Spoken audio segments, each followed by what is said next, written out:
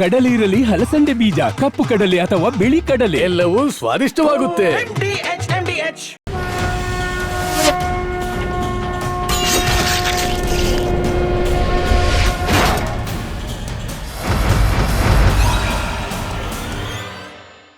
ನಮಸ್ಕಾರ ವೀಕ್ಷಕರೇ, ಮಹಾಭಾರತ ಮೆಗಾ ಡಿಬೇಟ್ಗೆ ಸ್ವಾಗತ. ನಾನು ಶ್ರೀಲಕ್ಷ್ಮಿ ಅಭಿಜಿತ್. ವೀಕ್ಷಕರೇ, ಈಗ ಸಂಭವಿಸ್ತಾ ಇರ್ತಕ್ಕಂಥ ಚಂದ್ರಗ್ರಹಣ ಇದೊಂದು ಖಗೋಳ ವಿಸ್ಮಯ. ಇದನ್ನ ಹೇಗೆ ನೋಡಬೇಕು? ಜ್ಯೋತಿಷ್ಯ ಒಂದು ಕಡೆ ಆದರೆ, ಆಚರಣೆಗಳು ಒಂದು ಕಡೆ ಆದರೆ, ಸಂಪ್ರದಾಯ ಒಂದು ಕಡೆ ಆದರೆ, ಮತ್ತೊಂದು ಕಡೆ ವಿಜ್ಞಾನದ ವಿಸ್ಮಯಗಳು, ವೈಜ್ಞಾನಿಕ ದೃಷ್ಟಿಕೋನ. ಯಾವುದು ಸರಿ? ಎರಡರ ನಡುವೆ ಒಂದು ಬೃಹತ್ ದ್ವಂದ್ವ ಇರುವ ಹಾಗೆ ಮೇಲ್ನೋಟಕ್ಕೆ ಸಮಾಜದಲ್ಲಿ, ಇವತ್ತಿನ ಆಧುನಿಕ ಸಮಾಜದಲ್ಲಿ ಕಾಣಿಸ್ತಾ ಇದೆ. ಹಿಂದೆ ಇದು ಇತ್ತೋ ಇಲ್ವೋ ಅನ್ನೋದು ಬೇರೆ ಪ್ರಶ್ನೆ. ಇದು ವಿಜ್ಞಾನವೋ, ಇದು ಜ್ಯೋತಿಷ್ಯವೋ, ಯಾವ ರೀತಿಯಲ್ಲಿ ಇದನ್ನ ಮನುಷ್ಯ ಸಮಾಜ ತಗೊಳ್ಳುವಂಥದ್ದು ಸರಿ ಅಥವಾ ಏನ್ ಮಾಡಿದ್ರೆ ಸರಿ, ಏನ್ ಮಾಡಿದ್ರೆ ತಪ್ಪು, ಮೂಢನಂಬಿಕೆಯೋ, ಮೌಢ್ಯವೋ ಅಥವಾ ವೈಜ್ಞಾನಿಕವೋ, ಈ ವಿಚಾರಗಳನ್ನ ಇವತ್ತು ಚರ್ಚೆ ಮಾಡೋದಕ್ಕೆ ನಮ್ಮ ಜೊತೆ ಪ್ರಾಜ್ಞ ಅತಿಥಿಗಳಿದ್ದಾರೆ. 4 ಮಂದಿ ಪ್ರಾಜ್ಞ ಅತಿಥಿಗಳಿದ್ದಾರೆ. ಅದು ಅಲ್ಲದೆ ಸಾಕಷ್ಟು ಜನ ವೀಕ್ಷಕರು ಕೂಡ ಇದ್ದಾರೆ. ಮೊದಲನೇದಾಗಿ ನಮ್ಮ ಅತಿಥಿಗಳನ್ನ ಇಂಟ್ರೊಡ್ಯೂಸ್ ಮಾಡ್ಕೊಟ್ಟು ಬಿಡ್ತೀನಿ. ಜವಾಹರಲಾಲ್ ನೆಹರು ತಾರಾಲಯದ ನಿರ್ದೇಶಕರಾಗಿರ್ತಕ್ಕಂಥ ಡಾಕ್ಟರ್ ಗುರುಪ್ರಸಾದ್ ಅವರಿದ್ದಾರೆ. ವಿಜ್ಞಾನಿ ಡಾಕ್ಟರ್ ಗುರುಪ್ರಸಾದ್ ಅವರು. ಸರ್ ನಮಸ್ಕಾರ, ಕಾರ್ಯಕ್ರಮಕ್ಕೆ ಸ್ವಾಗತ. ಹಾಗೆಯೇ ಪ್ರಗತಿಪರ ಚಿಂತಕರಾಗಿರ್ತಕ್ಕಂಥ ಬಸವರಾಜ್ ಅವರು ನಮ್ಮ ಜೊತೆ ಇದ್ದಾರೆ. ನಮಸ್ಕಾರ ಸರ್, ಕಾರ್ಯಕ್ರಮಕ್ಕೆ ಸ್ವಾಗತ. ಹಾಗೆಯೇ ಆಹಾರ ವಿಜ್ಞಾನಿ, ಸಂಗೀತಜ್ಞೆ, ವೇದ ಮೂಲದ ವೈಜ್ಞಾನಿಕತೆಯನ್ನ ಅಧ್ಯಯನ ಮಾಡ್ತಾ ಇರುವಂತಹ ಒಬ್ಬ ವಿಶೇಷ ಅತಿಥಿ ಅಂತ ನಾನು ಅವ್ರನ್ನ ಕರಿತೀನಿ. ಅವರು ಜ್ಯೋತಿಷಿಯೂ ಹೌದು, ವಿಜ್ಞಾನಿಯೂ ಹೌದು. ಡಾಕ್ಟರ್ ಜಯಲಕ್ಷ್ಮಿ ಅವರು. ನಮಸ್ಕಾರ ಮೇಡಮ್, ಕಾರ್ಯಕ್ರಮಕ್ಕೆ ಸ್ವಾಗತ. ನಮಸ್ಕಾರ. ಅಷ್ಟೇ ಆಳವಾದ ಅಧ್ಯಯನ ಉಳ್ಳ ಹರೀಶ್ ಕಶ್ಯಪ್, ಖ್ಯಾತ ಜ್ಯೋತಿಷಿ, ದೈವಜ್ಞ ಹರೀಶ್ ಕಶ್ಯಪ್ ಅವರು ನಮ್ಮ ಜೊತೆ ಇದ್ದಾರೆ. ಸರ್ ನಮಸ್ಕಾರ, ತಮಗೂ ಕೂಡ ಕಾರ್ಯಕ್ರಮಕ್ಕೆ ಸ್ವಾಗತ. ಓಕೆ, ನಮ್ಮ ಜೊತೆ ಇನ್ನು ಸಾಕಷ್ಟು ಜನ ವೀಕ್ಷಕರು ಕೂಡ ಇದ್ದಾರೆ. ಅವರಲ್ಲೂ ಕೂಡ ನೂರಾರು ಕೌತುಕಮಯ ಪ್ರಶ್ನೆಗಳಿದ್ದಾವೆ. ಯಾವ್ದು ಸರಿ, ಯಾವ್ದು ತಪ್ಪು, ಹೇಗೆ ಮಾಡಬೇಕು, ಆಚರಣೆ ಮಾಡಬೇಕಾ ಅಥವಾ ವೈಜ್ಞಾನಿಕತೆಯನ್ನು ನಂಬಬೇಕಾ ಅಂತ. ಈ ಎಲ್ಲ ವಿಚಾರಗಳಿಗೆ ಹೋಗೋದಕ್ಕಿಂತ ಮುಂಚೆ ನಾನು ಮೊದಲನೇದಾಗಿ ಇಡೀ ವಿಚಾರವನ್ನ ಹೇಗೆ ನೋಡಬೇಕು ಅಂತ ನಮ್ಮ ವಿಜ್ಞಾನಿ ಡಾಕ್ಟರ್ ಗುರುಪ್ರಸಾದ್ ಅವ್ರನ್ನ ಕೇಳೋದಕ್ಕೆ ಬಯಸ್ತೀನಿ. ಸರ್, ಬ್ರೀಫ್ಲಿ ಈ ವಿಸ್ಮಯವನ್ನ, ಚಂದ್ರಗ್ರಹಣದ ವಿಸ್ಮಯವನ್ನ ವಿಜ್ಞಾನ ಹೇಗೆ ನೋಡುತ್ತೆ? ಖಂಡಿತ ಇದು ಒಂದು ವಿಸ್ಮಯಕಾರಿಯಾದ, ವಿರಳವಾದ ಒಂದು ಪ್ರಾಕೃತಿಕ ವಿದ್ಯಮಾನ ನನ್ನ ದೃಷ್ಟಿಯಿಂದ. ಇದು ಏನು ಅಂದರೆ, ಇದರ ವಿಶೇಷ ಏನಪ್ಪ ಅಂದರೆ, ಇದು ಭಾರತಾದ್ಯಂತ ಗೋಚರಿಸ್ತಾ ಇದೆ. ಈ ಒಂದು ರಾತ್ರಿ ಹಾಗೂ ಬೆಳಗಿನ ಜಾವದ ತನಕ ನಡೆಯುವಂತಹ ಚಂದ್ರಗ್ರಹಣ ಇದು ರಾತ್ರಿ 8:58ಕ್ಕೆ ಪ್ರಾರಂಭ ಆಗಿ ಬೆಳಗ್ಗೆ 2:25 ತನಕ ವ್ಯಾಪಿಸಿರುತ್ತೆ. ಆದರೆ ನಮಗೆ ಗೊತ್ತಾಗೋದು, ಗ್ರಹಣ ಆಗ್ತಾಯಿದೆ ಅಂತ ಗೊತ್ತಾಗೋದು ರಾತ್ರಿ 9:57 1:26 ತನಕ. ಇದರ ಮಧ್ಯೆ 11 ಗಂಟೆ, ರಾತ್ರಿ 11ರಿಂದ 12:22 ಚಂದ್ರ ತಾಮ್ರವರ್ಣ ಮಿಶ್ರಿತ ಕೆಂಪು ಬಣ್ಣದವನಾಗಿ, ಕಿತ್ತಳೆ ಬಣ್ಣದವನಾಗಿ ಗೋಚರಿಸ್ತಾನೆ. ಚಂದ್ರಗೋಲ ಆ ರೀತಿ ಗೋಚರಿಸುತ್ತೆ. ನೋಡಿ, ಇದರದ್ದು ಇನ್ನೊಂದು ವೈಶಿಷ್ಟ್ಯ ಏನಪ್ಪ ಅಂದರೆ, ಈ ಒಂದು ಭಾರತಾದ್ಯಂತ ಮಾತ್ರ ಗೋಚರಿಸ್ತಾ ಇದೆ ಈ ಸಂಪೂರ್ಣ ಚಂದ್ರಗ್ರಹಣ ಅನ್ನೋದು ಮಾತ್ರ ಅಲ್ಲ. ಜಗತ್ತಿನ ಜನಸಂಖ್ಯೆ ಏನಿದೆಯೋ ಆ ಜಗತ್ತಿನ ಜನಸಂಖ್ಯೆಯ 88% ಭಾಗ ಅಂದರೆ ಸುಮಾರು 700 ಕೋಟಿ ಜನ ಇದನ್ನು ವೀಕ್ಷಿಸಬಹುದು. ಜೊತೆಗೆ ಇದನ್ನು ಬರಿಗಣ್ಣಿನಿಂದ ನೋಡ್ಬೋದು, ನಿಮ್ಮ ಮನೆಯ ಮೇಲಿನ ತಾರಸಿಯಿಂದನೇ ನೋಡ್ಬೋದು. ಖಂಡಿತ ಇದಕ್ಕೆ ಯಾವುದೇ ದೂರದರ್ಶಕದ ದುರ್ಬೀನಿನ ಅಗತ್ಯ ಇಲ್ಲ. ಇದು ಖಂಡಿತ ಸೇಫ್ ಅಂತಲೇ ನಾನು ಹೇಳ್ತೀನಿ. ಇದರಿಂದ ಯಾವುದೇ ತೊಂದರೆ ಇಲ್ಲ. ದಯಮಾಡಿ ತಮ್ಮ ಮನೆಗಳ ಮೇಲಿಂದನೇ ನೋಡ್ಬೋದು. ಆದರೆ ನಮ್ಮ ಹವಾಮಾನ, ಅದಕ್ಕೆ ಪ್ರಕೃತಿ ಅದಕ್ಕೆ ಅನುವು ಮಾಡಿಕೊಡ್ಬೇಕು. ಮೋಡಗಳಿಲ್ಲದಿದ್ದರೆ ಖಂಡಿತ ಇದು ಅತ್ಯಂತ ಆನಂದಿಸಬಹುದಾದ ಒಂದು ವಿದ್ಯಮಾನ. ಹಾಗಾಗಿ ನೋಡಬೇಕು ಅಂತ ನಾನು ಕೋರ್ಕೋತೀನಿ ಎಲ್ಲರಲ್ಲೂ. ಸುಂದರವಾದ ವಿವರಣೆಯನ್ನು ಕೊಟ್ಟಿದ್ದೀರಾ. ಒಂದೇ ಒಂದು ಚಿಕ್ಕ ಪ್ರಶ್ನೆ, ಬಹಳ ಚಿಕ್ಕದಾಗಿ ಕೂಡ ಅದಕ್ಕೆ ಉತ್ತರ ಕೊಡಬಹುದಾದ ಪ್ರಶ್ನೆ. ಮನುಷ್ಯನ ಮೇಲೆ ಈ ಗ್ರಹಣ ಪರಿಣಾಮ ಬೀರತ್ತಾ? ನನಗೆ, ನನ್ನ ದೃಷ್ಟಿಯಲ್ಲಿ ನನಗೆ ಇದ್ರ ಬಗ್ಗೆ ತಿಳಿದಿಲ್ಲ. ಆದರೆ ನಾನು ಹೇಳೋದಷ್ಟೇ, ಇದು ಸುಮಾರು 15 ಶತಮಾನಗಳ ಹಿಂದೆಯೇ ಆರ್ಯಭಟ ಹೇಳಿದ್ದ. ಈ ಎಕ್ಲಿಪ್ಸ್ ಅಥವಾ ಈ ಗ್ರಹಣ ಅನ್ನೋದು ಬೆಳಕು ನೆರಳುಗಳ ಆಟ ಅಂತ. 476 AD ಅಂದರೆ ಕ್ರಿಸ್ತ ಶಕ 476ರಲ್ಲಿ ಹುಟ್ಟಿದ್ದವು. ಅದಾದಮೇಲೆ 4, 5, 6ನೇ ಶತಮಾನದಲ್ಲಿದ್ದ, ಆಗಲೇ ಹೇಳಿದ್ದ. ಹೀಗಾಗಿ ನನ್ನ ದೃಷ್ಟಿನಲ್ಲಿ ಏನಪ್ಪ ಅಂದರೆ, ಇದೊಂದು ಅಪೂರ್ವವಾದ ಹಾಗೂ ವಿರಳವಾದ ಪ್ರಾಕೃತಿಕ ವಿದ್ಯಮಾನ. ನನ್ನ ದೃಷ್ಟಿಕೋನ, ನನ್ನ ಫೋಕಸ್ ಅಂದರೆ ಕೇಂದ್ರೀಕೃತವಾಗಿರೋದು ನನ್ನ ಆಸಕ್ತಿ ಇದರ ವೈಜ್ಞಾನಿಕ ದೃಷ್ಟಿ ಬಗ್ಗೆ. ಹಾಗಾಗಿ ಇಂತಹ ಒಂದು ಪ್ರಕೃತಿ ಇಂತಹ ಒಂದು ವಿದ್ಯಮಾನವನ್ನು ಗೋಚರಿಸುವಂತೆ ಮಾಡ್ತಾ ಇದೆ, ಆನಂದಿಸುವಂತೆ ಮಾಡ್ತಾ ಇದೆ. ಇದರಿಂದ ವೈಜ್ಞಾನಿಕ ಮುನ್ನಡೆಯೂ ಸಾಧ್ಯ. ಈಗಾಗಲೇ ವಿಜ್ಞಾನಿಗಳು ಚಂದ್ರನ ಮೇಲ್ಮೈ ಯಾವ ರೀತಿ ಸೂರ್ಯನ ಬೆಳಕು ಮರೆಯಾಗೋದ್ರಿಂದ ಎಷ್ಟು ಬೇಗ ತಣ್ಣಗಾಗುತ್ತೆ ಇದನ್ನೆಲ್ಲ, ಆಮೇಲೆ ನಮ್ಮ ವಾತಾವರಣದ ಸ್ಥಿತಿ ಏನು, ಇದರ ಬಗ್ಗೆ ಎಲ್ಲ ಅವರು ಅಧ್ಯಯನ ಮಾಡೋದಕ್ಕೆ ಸಾಧ್ಯ. ಹೀಗಾಗಿ ವಿಜ್ಞಾನಿಗಳದ್ದು ಒಂದು ಗುಂಪು, ಜೊತೆಗೆ ಜನಸಾಮಾನ್ಯರು ಇದನ್ನು ಕಂಡು ಆನಂದಿಸಿ ಪ್ರಕೃತಿ ನಮಗೆ ಇಂತಹ ಒಂದು ಅವಕಾಶ ಮಾಡಿಕೊಟ್ಟಿದೆಯಲ್ಲ ಅಂತ ಕೃತಜ್ಞತೆಯಿಂದ ಇದನ್ನು ವೀಕ್ಷಿಸಬೇಕು ಅಂತ ನನ್ನ ದೃಷ್ಟಿ. ಬಹಳ ಸುಂದರವಾಗಿ ಇದನ್ನ ವಿವರಿಸಿದ್ರು ವೈಜ್ಞಾನಿಕ ದೃಷ್ಟಿಕೋನದಿಂದ. ನಾನು ಡೈರೆಕ್ಟ್ ಆಗಿ ಡಾಕ್ಟರ್ ಹರೀಶ್ ಕಶ್ಯಪ್ ಅವ್ರನ್ನ ಕೇಳೋದಕ್ಕೆ ಬಯಸ್ತೀನಿ. ವೈಜ್ಞಾನಿಕವಾಗಿ ಇದನ್ನ ನಾವು ಹೀಗೆ ನೋಡಬಹುದು, ಆನಂದಿಸಬಹುದು, ಮನುಷ್ಯನ ಮೇಲೆ ಏನು ಪರಿಣಾಮ ಬೀರೋದಿಲ್ಲ ಅಂತ. ನಾವ್ ಯಾಕೆ ಜ್ಯೋತಿಷಿಗಳ ಹತ್ರ ಬರಬೇಕು? ನಾವ್ ಯಾಕೆ ಆಚರಣೆಗಳನ್ನ ಮಾಡಬೇಕು? ಜ್ಯೋತಿಷ್ಯ ಇದನ್ನ ಹೇಗೆ ನೋಡುತ್ತೆ? ಇದು ವಿಜ್ಞಾನವೋ? ಜ್ಯೋತಿಷ್ಯವೂ ವಿಜ್ಞಾನವೋ? So many questions. ಎಲ್ಲರಿಗೂ ನಮಸ್ಕಾರ. ನಮ್ಮ ನಿರ್ದೇಶಕರು ತುಂಬ ಚೆನ್ನಾಗಿ ಹೇಳಿದರು. ನಮ್ಮ ಶರೀರ ರಚನೆಗೆ ಮತ್ತು ಈ ಜಗತ್ತಿನ ರಚನೆಗೆ ಎರಡು ಪಾರ್ಟ್ ಇದೆ. ಒಂದು ಮಟೀರಿಯಲ್ ಪಾರ್ಟ್, ಇನ್ನೊಂದು ಎಮೋಷನಲ್ ಪಾರ್ಟ್. ಇವತ್ತಿನ ವಿಜ್ಞಾನ ಸೈನ್ಸ್ ಮಟೀರಿಯಲ್ ಪಾರ್ಟನ್ನು ನೋಡ್ತದೆ, ಅದು ಒಂದು ಭಾಗ.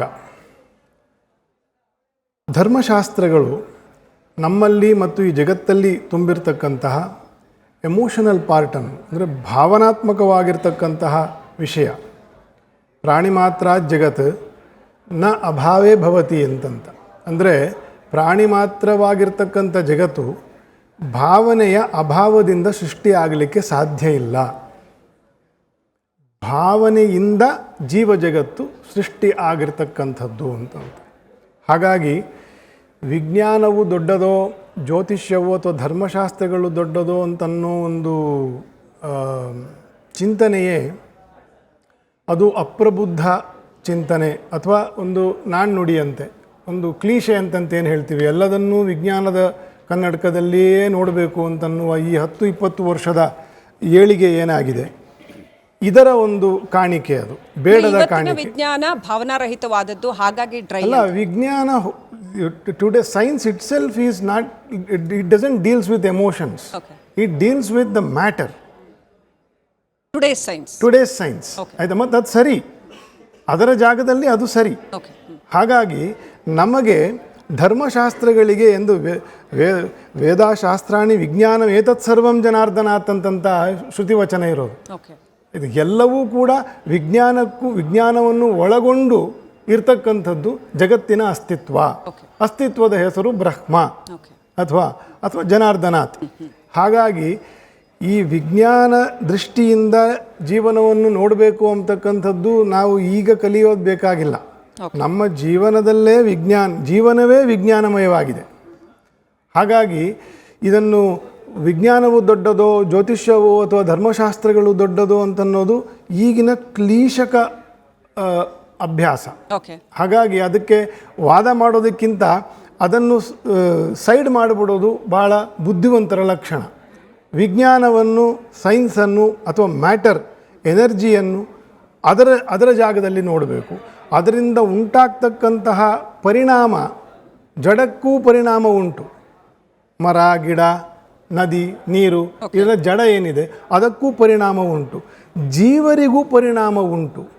ಹಾಗಾಗಿ ಜೀವರ ಪರಿಣಾಮಗಳು ಏನಾಗ್ತದೆ ಅನ್ನೋದನ್ನು ನಾವು ಒಂದು ಮೆಡಿಕಲ್ ಸೈನ್ಸಿಂದ, ಮನೋವಿಜ್ಞಾನದಿಂದ ನೋಡಬೇಕು, ಒಂದು ಭಾಗ. ಆದರೆ ಇನ್ನೊಂದು ಧರ್ಮಶಾಸ್ತ್ರಗಳ ವಿಚಾರದಿಂದ ಪರಿಣಾಮವೇ ಇಲ್ಲ ಅನ್ನತ್ತೆ ವಿಜ್ಞಾನ, ಏನು ಪರಿಣಾಮ ಇಲ್ಲ. ಅಲ್ಲ, ಅದು ಸರಿ ಅಂತ ಹೇಳಿದ್ನಲ್ಲ. When U C only matter as matter, ನಾವು ಇದ್ರ ಬಗ್ಗೆ ಮಾತಾಡೋದಿಲ್ವಲ್ಲ. ಸೊ ಹಾಗಾಗಿ ಅದು ಬೇರೆಯೇ ಸಬ್ಜೆಕ್ಟ್ ಆಗ್ತದೆ, ಬೇರೆ ದೃಷ್ಟಿಕೋನ ಆಗ್ತದೆ, ಆಯಿತಾ. ಹಾಗಾಗಿ ಧರ್ಮಶಾಸ್ತ್ರಗಳನ್ನು, ಮನೋವಿಜ್ಞಾನವನ್ನು ನಾವು ಅಭ್ಯಾಸ ಮಾಡಿದಾಗ ನಮಗೆ ಇದರ ಮೇಲೆ ಜೀವರಿಗೆ ಉಂಟಾಗಬಹುದಾಗ್ತಕ್ಕಂತಹ ಪರಿಣಾಮಗಳು ನಮಗೆ ಅದರಿಂದಲೇ ಗೊತ್ತಾಗುತ್ತೆ. ನಮಗೆ ಎರಡನೇ ಸಬ್ಜೆಕ್ಟ್ ಇಲ್ವೇ? ಇವಾಗ ಸೂರ್ಯನು, ಚಂದ್ರನು ಮಧ್ಯದಲ್ಲಿ ಭೂಮಿಯು ಬರ್ತದೆ ಅಂತಂತ ಈ ಕೆಲವು ಒಂದು 50-60 ವರ್ಷದ ಹಿಂದಿನ ಇತಿಹಾಸ, ಅದು ವಿಜ್ಞಾನದ ಇದರಿಂದ ಬರ್ತದೆ. ಆದರೆ ಸರ್ ಹೇಳ್ದಂಗೆ 1500 ವರ್ಷದ ಹಿಂದೆಯೇ Okay. ಈ ರೀತಿಯ ಒಂದು ಬೆಳಕು ಮತ್ತು ನೆರಳಿನ ಆಟಗಳು, ಅದಕ್ಕಿಂತ 1500 ವರ್ಷದಿಂದ ಪಾರಾಶರ ಸಂಹಿತೆ ನಾವೇನು ಹೇಳ್ತೇವೆ, ಅವ್ರಿಗೆ ಯಾವ ದುರ್ಬೀನಿತ್ತು, Okay. ಇದು ಇಂಥ ಸಮಯದಲ್ಲಿ ಇಂಥ ಗಳಿಗೆಯಲ್ಲಿ ಇಂಥ ಭಾಗದ ಭೂಮಿಗೆ ಈ ಗ್ರಹಣವು ಬರ್ತದೆ. ಗ್ರಹಣ ಬಿಡಿ, ಬೆಳಗಿನ ಸೂರ್ಯ ಉದಯದ ಕ್ಷಣ ಡೆಲ್ಲಿಯಲ್ಲಿ ಏನಿರ್ತದೆ, ಬೆಂಗಳೂರಿನಲ್ಲಿ ಏನಿರ್ತದೆ ಅಂತಂತ ಲೆಕ್ಕ ಅವ್ರಿಗೆ ಯಾವ ದುರ್ಬೀನಿತ್ತು? ರೈಟ್. ಈ ಪ್ರಶ್ನೆ ನೇರವಾಗಿ ಗುರುಪ್ರಸಾದ್ ಅವರಿಗೆ ಪಾಸ್ ಆನ್ ಮಾಡೋದಕ್ಕಿಂತ ಮುಂಚೆ ನಾನು ಬಸವರಾಜ್ ಅವರ ಅಭಿಪ್ರಾಯನ ಪಡ್ಕೊಳ್ಳೋಕೆ ಇಷ್ಟಪಡ್ತೀನಿ. ಪರಾಶರ ಸಂಹಿತೆಗೆ, ಅಥವಾ ನಾನು ಅದಕ್ಕೆ ಬರ್ತೀನಿ, ವಿಜ್ಞಾನದಲ್ಲೂ ಕೂಡ ಡೆಫಿನೆಟ್ಲಿ ಅದಕ್ಕೆ ಒಂದಷ್ಟು ಉತ್ತರಗಳು ಇರುತ್ತೆ ಅಂತ ದೃಷ್ಟಿಕೋನ ಅಂತೂ ಇದ್ದೇ ಇರುತ್ತೆ. ಬಸವರಾಜ್ ಅವರೇ, ನೀವು ಹೇಗೆ ನೋಡ್ತೀರಿ? ಜ್ಯೋತಿಷಿಗಳು ಹೇಳ್ತಾರಾ ಇಲ್ಲ ಖಂಡಿತವಾಗ್ಲೂ ಮನುಷ್ಯನ ಮೇಲೆ ಪರಿಣಾಮ ಬೀರುತ್ತೆ ಆದ್ರಿಂದ ಈ ಎಲ್ಲ ಆಚರಣೆಗಳು ಅನ್ನೋ ಅರ್ಥದಲ್ಲಿ ನೀವು ಹೇಗೆ ನೋಡ್ತೀರಿ? ಅಂದರೆ ಈ ಚಂದ್ರಗ್ರಹಣಕ್ಕೆ ಸಂಬಂಧಪಟ್ಟ ಹಾಗೆ ಒಂದೇ ತಿಳುವಳಿಕೆ ನನ್ನ ಪ್ರಕಾರ. ಅದೊಂದು ನಿಸರ್ಗದ ವಿದ್ಯಮಾನ, ಗ್ರಹಗಳ ಚಲನೆ, ಅದರಿಂದ ಗ್ರಹಣ ಉಂಟಾಗುತ್ತೆ. ಇದು ಹಿಂದೆನೂ ನಡೀತಾ ಇದೆ. ನಮ್ಮ ಭೂಮಿ, ಚಂದ್ರ, ಸೂರ್ಯ ಯಾವಾಗ ರಚನೆ ಆದವು, ಈ ಸೌರವ್ಯೂಹ, ಈ ಗ್ರಹಣಗಳು ಸಂಭವಿಸ್ತಾ ಇದೆ. ಆಗ ಜನ ಅದಕ್ಕೆ ಭಯ ಪಡ್ತಿದ್ರು. ಸೂರ್ಯಗ್ರಹಣ ಆದಾಗ ಕತ್ಲಾಗುತ್ತೆ, ಅಥವಾ ರಾತ್ರಿ ಚಂದ್ರಗ್ರಹಣ ಆದಾಗ ಯಾತಕ್ಕೆ ಚಂದ್ರನ ಬಣ್ಣ ಬದಲಾಗ್ತಾ ಇದೆ, ಈ ರೀತಿಯ ಆಲೋಚನೆ ಅವರು ತಿಳಿಯೋದಕ್ಕೂ ಪ್ರಯತ್ನ ಪಡ್ತಾ ಇದ್ರು ಮತ್ತು ಭಯನೂ ಪಡ್ತಾ ಇದ್ರು. ಈಗ ಆ ತಿಳುವಳಿಕೆ ವೈಜ್ಞಾನಿಕ ಬೆಳವಣಿಗೆಯ ಆಧಾರದಲ್ಲಿ ಹೊಸ ತಂತ್ರಜ್ಞಾನ ಬಂದ ಮೇಲೆ ಅವ್ರು ಏನು ಹೇಳಿದ್ರು ಅಂತಂದ್ರೆ 1500 ವರ್ಷದ ಹಿಂದೆ ವರಾಹ ಮಿಹಿರ, ಅದಕ್ಕೂ 1500 ವರ್ಷದ ಹಿಂದೆ ಪರಾಶರ ಸಂಹಿತೆಯಲ್ಲಿ ಯಾವಾಗ ಗ್ರಹಣ ಆಗುತ್ತೆ ಅಂತಲೇ ಬರೆದು ಬಿಟ್ಟಿದ್ದಾರೆ. ಭಯ ಪಡೋ ಪ್ರಶ್ನೆ ಇಲ್ಲ. ಗ್ರಹಣ ಯಾವಾಗ ಆಗುತ್ತೆ ಅನ್ನೋದು ಮನುಷ್ಯ ಯಾವಾಗ ಅವನ ತಿಳುವಳಿಕೆ ಪ್ರಕಾರ ಅದನ್ನ ರೆಕಾರ್ಡ್ ಮಾಡಿಕೊಂಡು ಹೇಳಕ್ಕೆ ಪ್ರಾರಂಭ ಮಾಡಿದ್ದಾನೆ. ಹಾಗಾಗಿ ಗ್ರಹಣ ಸಂಭವಿಸುತ್ತೆ. ಬೇರೆ ಏನು ವ್ಯತ್ಯಾಸಗಳ ಅಲ್ಲಲ್ಲ ನೋಡಿ, ತಿಳುವಳಿಕೆ, ವಿಜ್ಞಾನದ ತಿಳುವಳಿಕೆ ಒಂದು ದಿನ ಒಂದು ಕ್ಷಣಕ್ಕೆ ಬರೋದಿಲ್ಲ.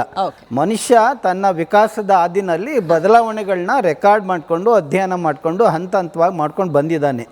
ಈಗ ಯಾವ ಗ್ರಹಣ ಯಾವಾಗ ಆಗುತ್ತೆ ಅನ್ನೋದ್ರ ಬಗ್ಗೆ ಬೇಕಾದಷ್ಟು ಮಾಹಿತಿ ಲಭ್ಯ ಇದೆ. ಯಾಕೆಂದ್ರೆ ನಮ್ಮ ವಿಜ್ಞಾನದ ಬೆಳವಣಿಗೆ. ಹಾಗಾಗಿ ಇದರಲ್ಲಿ ಬೇರೆ ಏನು ಬದಲಾವಣೆಗಳು ಪ್ರಶ್ನೆ ಇರೋದಿಲ್ಲ. ಗ್ರಹಣ ಸಂಭವಿಸುತ್ತೆ, ಎಲ್ಲರೂ ಭಯ ಪಡದೇನೆ ವೀಕ್ಷಣೆ ಮಾಡಬಹುದು. ಆಚರಣೆಗಳೆಲ್ಲ ಮಾಡಲೇಬೇಕು ಅಂತ ಏನು ಆಚರಣೆಯೂ ಅಗತ್ಯ ಇಲ್ಲ, ಅದು ಅವ್ರಿಗೆ ಬಿಟ್ಟಿದ್ದು. ಬಟ್ ಆಚರಣೆಗೆ ಯಾವ್ದಾದ್ರು ವೈಜ್ಞಾನಿಕ ಅಡಿಪಾಯ ಅಥವಾ ಯಾವ್ದಾದ್ರು ಅಧ್ಯಯನ, ಯಾಕೆಂದ್ರೆ ಈಗ ನಮ್ಮ ಡಾಕ್ಟರ್ ಗುರುಪ್ರಸಾದ್ ಅವ್ರು ಹೇಳಿದ್ರು, ಈಗ ಚಂದ್ರನ ಮೇಲೆ ವಾತಾವರಣ ಏನು ವ್ಯತ್ಯಾಸ ಆಗ್ಬೋದು, ವಿಜ್ಞಾನಿಗಳು ಅಧ್ಯಯನ ಮಾಡ್ತಾರೆ ಅಂತ. ಆ ರೀತಿ ಮಾಡಿದಂಥ ಅಧ್ಯಯನದ ವರದಿ ಬರುತ್ತೆ. ಆದರೆ ಬೇರೆ ಆಚರಣೆಗಳು ಇದೆಲ್ಲ ಇದೆಯಲ್ಲ, ಅದ್ರ ಬಗ್ಗೆ ಯಾರು ಅಧ್ಯಯನವೂ ಇಲ್ಲ, ವರದಿನೂ ಇಲ್ಲ, ಯಾವುದೇ ವೈಜ್ಞಾನಿಕ ಸಂಶೋಧನಾ ಸಂಸ್ಥೆ ಪ್ರಕಟಣೆನೂ ಮಾಡಿಲ್ಲ. ಈ ಪ್ರಶ್ನೆಯನ್ನ ನಾನು ಆಮೇಲೆ ಹರೀಶ್ ಕಶ್ಯಪ್ ಅವ್ರಿಗೆ ತಗೊಳ್ತೀನಿ. ಇದಕ್ಕೆ ವರದಿ ಇಲ್ಲ, ವೈಜ್ಞಾನಿಕ ಆಧಾರ ಇಲ್ಲ, ಅದ್ರ ಮೇಲೆ ಸ್ಟಡಿ ಇಲ್ಲ ಅಂತ. ಅದಕ್ಕಿಂತ ಮುಂಚೆ 3 ವಿಶಿಷ್ಟ ದೃಷ್ಟಿಕೋನಗಳನ್ನ ನೀವು ನೋಡಿದ್ರಿ ವೀಕ್ಷಕರೇ. ಇನ್ನೊಂದು ದೃಷ್ಟಿಕೋನ, ಆಹಾರ ತಜ್ಞೆಯೂ ಹೌದು, ಇವರು ಸಂಗೀತ ಶಾಸ್ತ್ರಜ್ಞೆಯೂ ಹೌದು, ವಿಜ್ಞಾನಿಯೂ ಹೌದು, ಮತ್ತೆ ಜ್ಯೋತಿಷಿಯೂ ಹೌದು. ನೀವು ಹೇಗೆ ನೋಡ್ತೀರಿ ಇಡೀ ವಿದ್ಯಮಾನ? ಪ್ರಾಜ್ಞರು ಅವರವರ ಅನುಭವವನ್ನು ಧನಾತ್ಮಕವಾಗಿ ಶೇರ್ ಮಾಡ್ಕೊಂಡಿದ್ದಾರೆ. ಮೊದಲು ನಾನು ಆ್ಯಕ್ಚುಲಿ ಐ ವಾಸ್ ಅನ್ ಅಥಿಸ್ಟ್. ಅಂದರೆ ನಾಸ್ತಿಕ ಅಂದ ತಕ್ಷಣ ದೇವರು ಇಲ್ಲ, ದೇವರಿದ್ದಾನೆ ಅನ್ನುವಂಥದ್ದಲ್ಲ. ನಮ್ಮನ್ನು ಕಂಟ್ರೋಲ್ ಮಾಡುವಂಥ ಒಂದು ಅಗೋಚರ ಶಕ್ತಿ ಉಂಟು ಅಂತ ಹೇಳಿ ನಂಬಿದವಳು. ಈ ಒಂದು ಡಿಸ್ಕಷನ್ಸಲ್ಲಿ ನೋಡಿ, ಒಂದು ನವಗ್ರಹ ಸ್ತೋತ್ರ ಹೇಳ್ತೇನೆ, ವೇದವ್ಯಾಸ ಮಹರ್ಷಿಗಳು ಬರೆದದ್ದು. ಧರಣಿ ಗರ್ಭ ಸಂಭೂತಂ ವಿದ್ಯುತ್ ಕಾಂತಿ ಸಮಪ್ರಭಂ ಕುಮಾರಂ ಶಕ್ತಿ ಹಸ್ತಂ ಚ ಮಂಗಲಂ ಪ್ರಣಮಾಮ್ಯಹಂ ಅಂಥೇಳಿ ಇದು ಬಹಳ ಸಂಕ್ಷಿಪ್ತ ಶ್ಲೋಕ.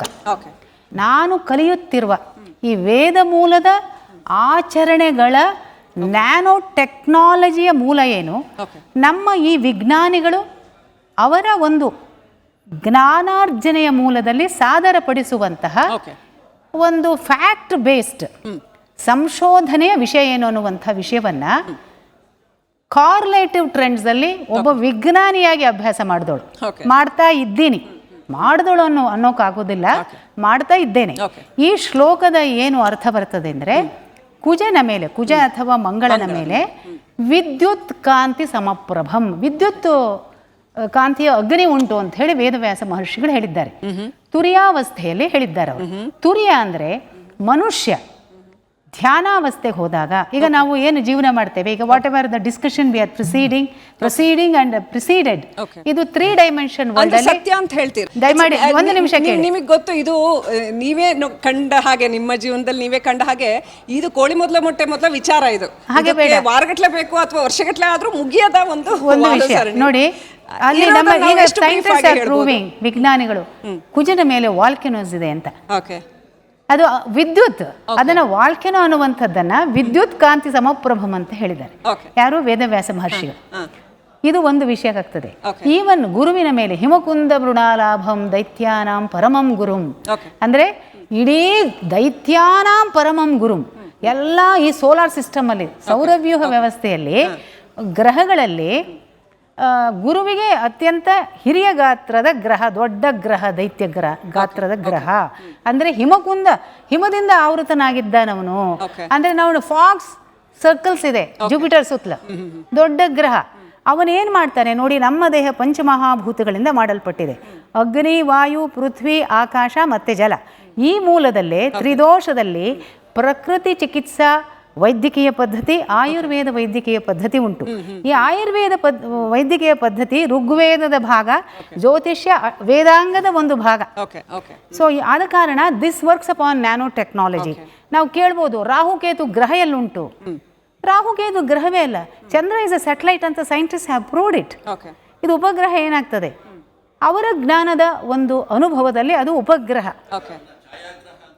ಛಾಯಾಗ್ರಹ, ಛಾಯಾಗ್ರಹಗಳಂತೇಳಿ ಹೇಳ್ತಾರೆ. ಏನದು?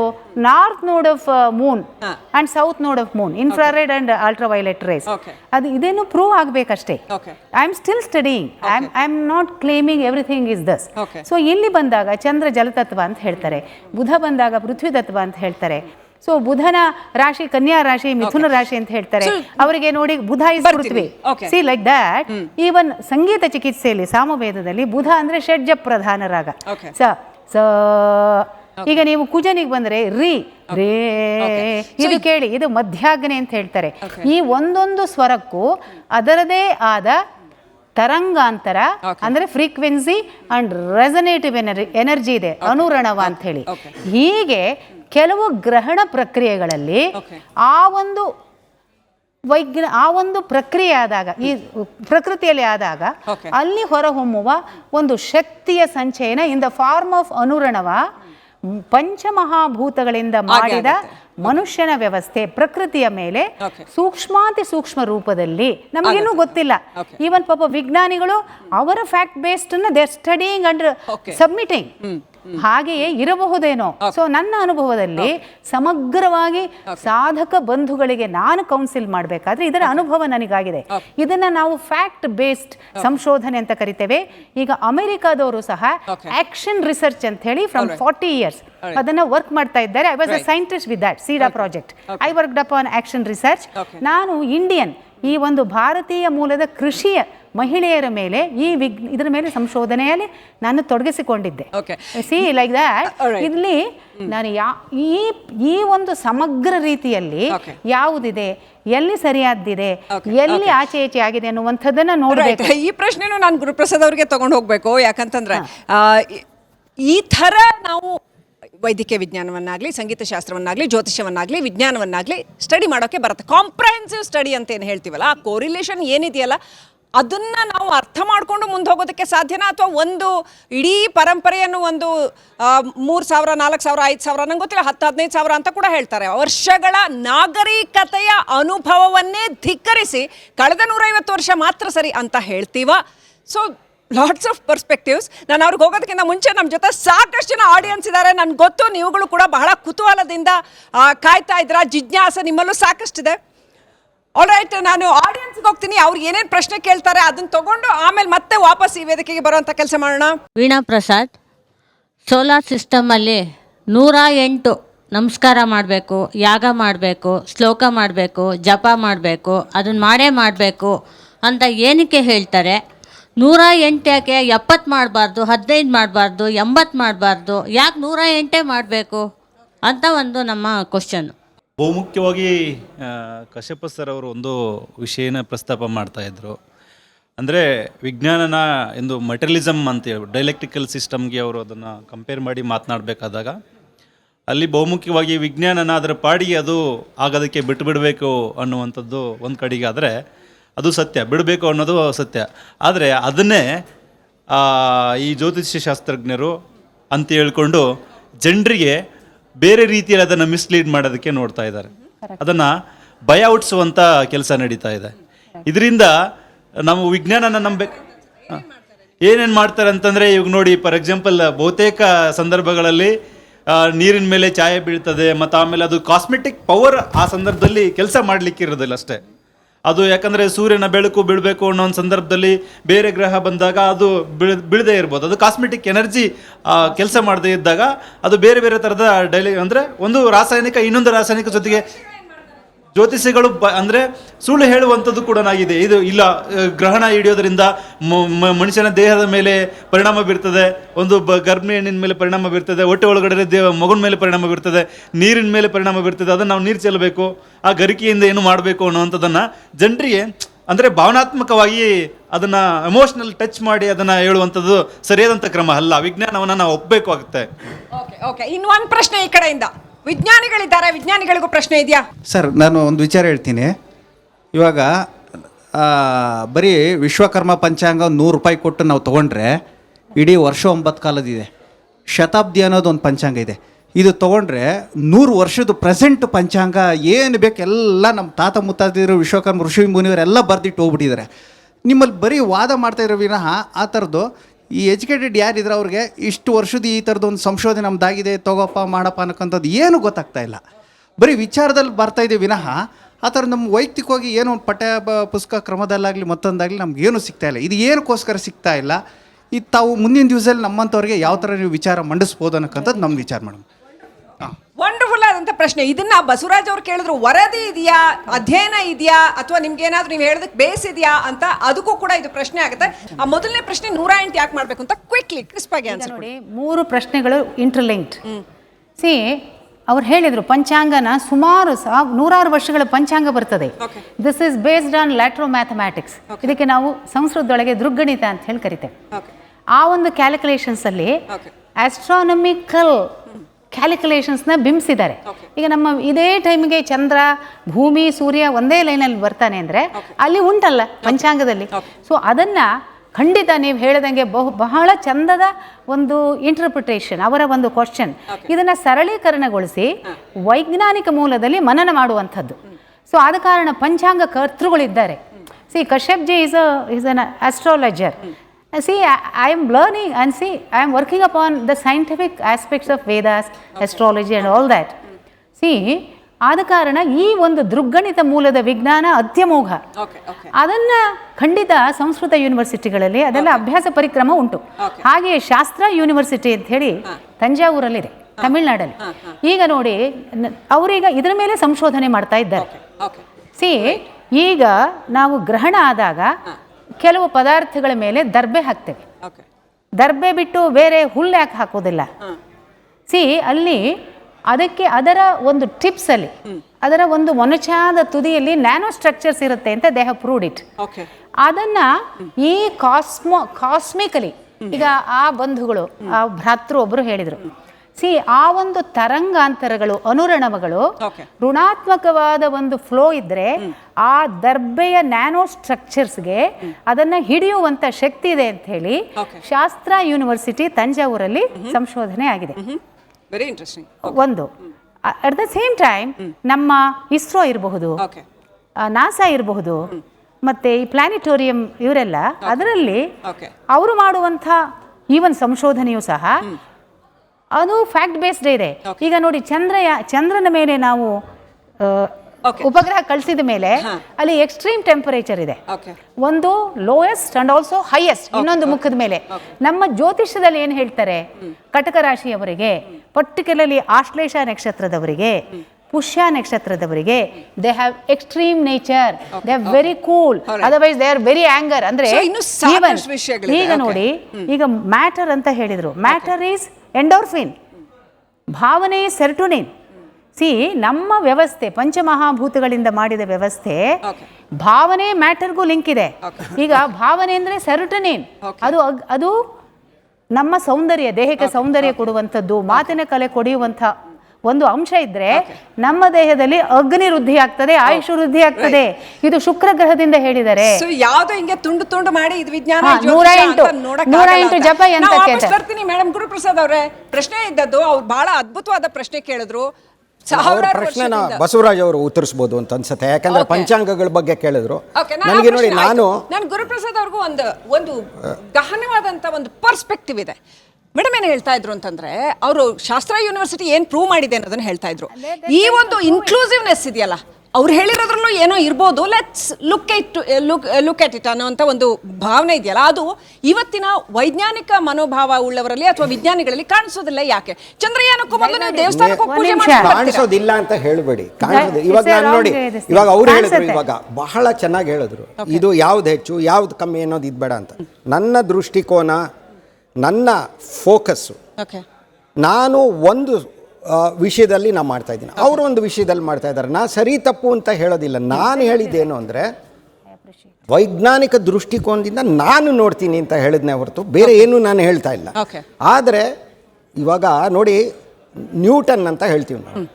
ನ್ಯೂಟನ್ನ ನಿಯಮಗಳು ಭೌತಶಾಸ್ತ್ರದಲ್ಲಿ ಬಹುಮಟ್ಟಿಗೆ ಎಲ್ಲರೂ ಎಲ್ಲ ಸನ್ನಿವೇಶದಲ್ಲೂ ಅದೇ ಅಪ್ಲೈ ಆಗತ್ತೆ, ಅನ್ವಯಿಸತ್ತೆ ಅಂತ ಅಂದ್ಕೊಂಡಿದ್ರು.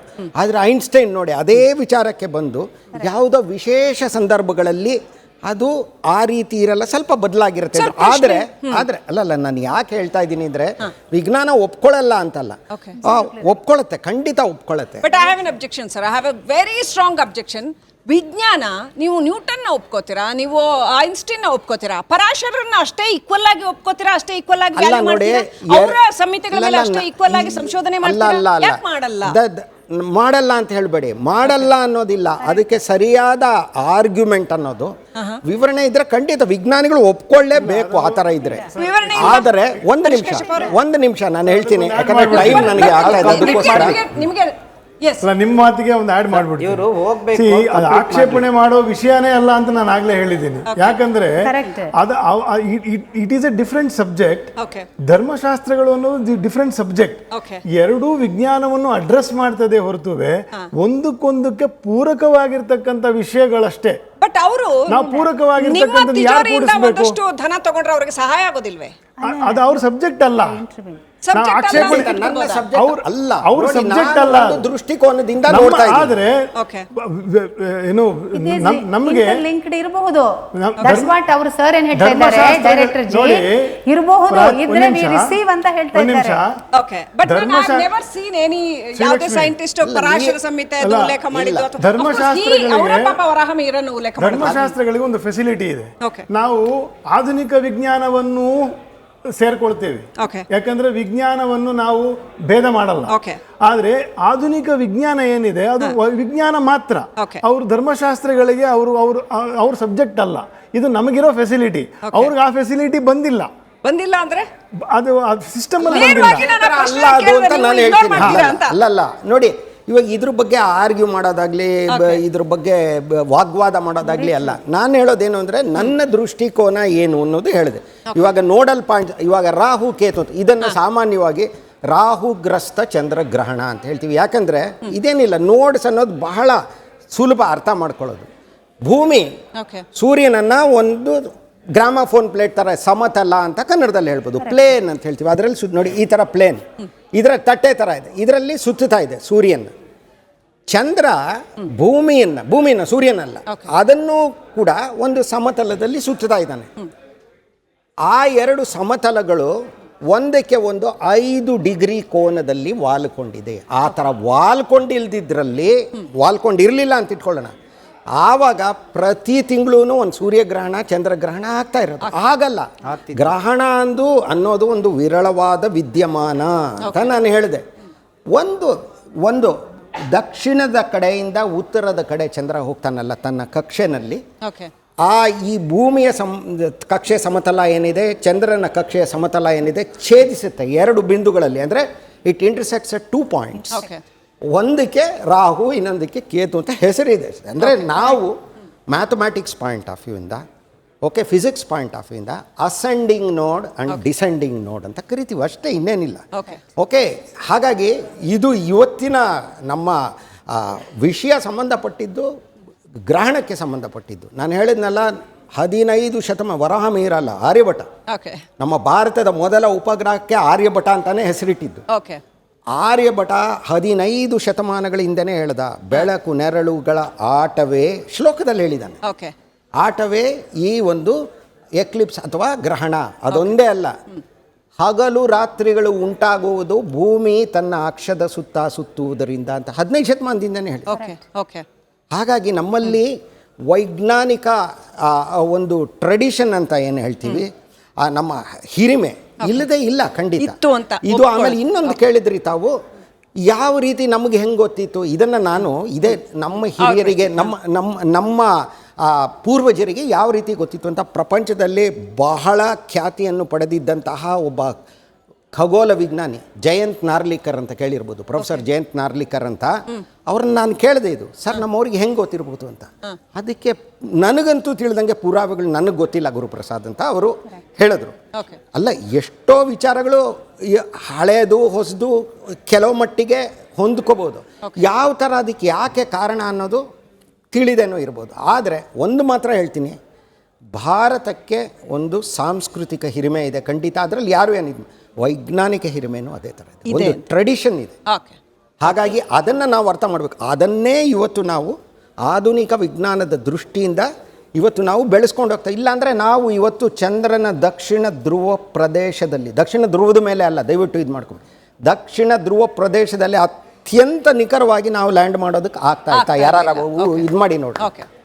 ಯಾವ ದೇಶ ಮಾಡಿದೆ? ಯಾವ ದೇಶನೂ ಇಲ್ಲ. ದಕ್ಷಿಣ ಧ್ರುವ ಪ್ರದೇಶದಲ್ಲಿ ಅಮೆರಿಕಾದಲ್ಲಿ ಇದ್ದಂತಹ 12 ಗಗನಯಾತ್ರೆಗಳು ನಡೆದಾಗಿರೋದು ನಮ್ಮ ಟ್ರೆಡಿಷನ್ ಇದೆ. ಆದರೆ ಹೊಸ ಮಾಡರ್ನ್ ಸೈನ್ಸು, ಆಧುನಿಕ ವಿಜ್ಞಾನದ ವಿಧಾನವನ್ನು ಅನುಸರಿಸಿ ನಾವು ಮುಂದೆ ಇದು ಮಾಡ್ತೀವಿ. ಸೂರ್ಯನ ಇವತ್ತು ನೋಡ್ತಾ ಇದೆ, ಆದಿತ್ಯ ಎಲ್ವನ್ ನೌಕೆ ನೋಡ್ತಾ ಇದೆ. ಮಂಗಳ ಗ್ರಹ, ಇವ್ರು ಹೇಳ್ತಾ ಇದ್ರು ಅಂಗಾರಕ ಅಂತ, ಮಂಗಳ ಗ್ರಹವನ್ನು ತಲುಪಿದ ಏಷ್ಯಾದ ಮೊದಲ ರಾಷ್ಟ್ರ ನಿಮ್ಮ ಭಾರತ. ಅದನ್ನೇ ಹೇಳ್ತಾ ಇರೋದು. ಅದನ್ನು ಬಳಸ್ಕೊಂಡು ಮುಂದುವರಿತಾ ಇದ್ದೀವಿ. ವೈಜ್ಞಾನಿಕ ಮನೋಭಾವ ಅಗತ್ಯ. ನಾನು ಬೇರೆ ಯಾವುದ್ರ ಬಗ್ಗೆ ನಾನು ತಜ್ಞನೇ ಅಲ್ಲ, ಆಹಾರ ತಜ್ಞನೂ ಅಲ್ಲ. ಅವ್ರು ಹೇಳಿದ್ರು ಇವಾಗ, ಅದು ನನಗೆ ಗೊತ್ತಿಲ್ಲ. ಆದರೆ ನನ್ನ ದೃಷ್ಟಿಕೋನ, ಕುದುರೆಗೆ ನೋಡಿ ಜೀನ್ ಕಟ್ಟಿದ್ರೆ ಹೆಂಗಿರುತ್ತೋ ಆ ರೀತಿ ನಾನು ವೈಜ್ಞಾನಿಕ ದೃಷ್ಟಿಯಿಂದ ನೋಡ್ತೀನಿ.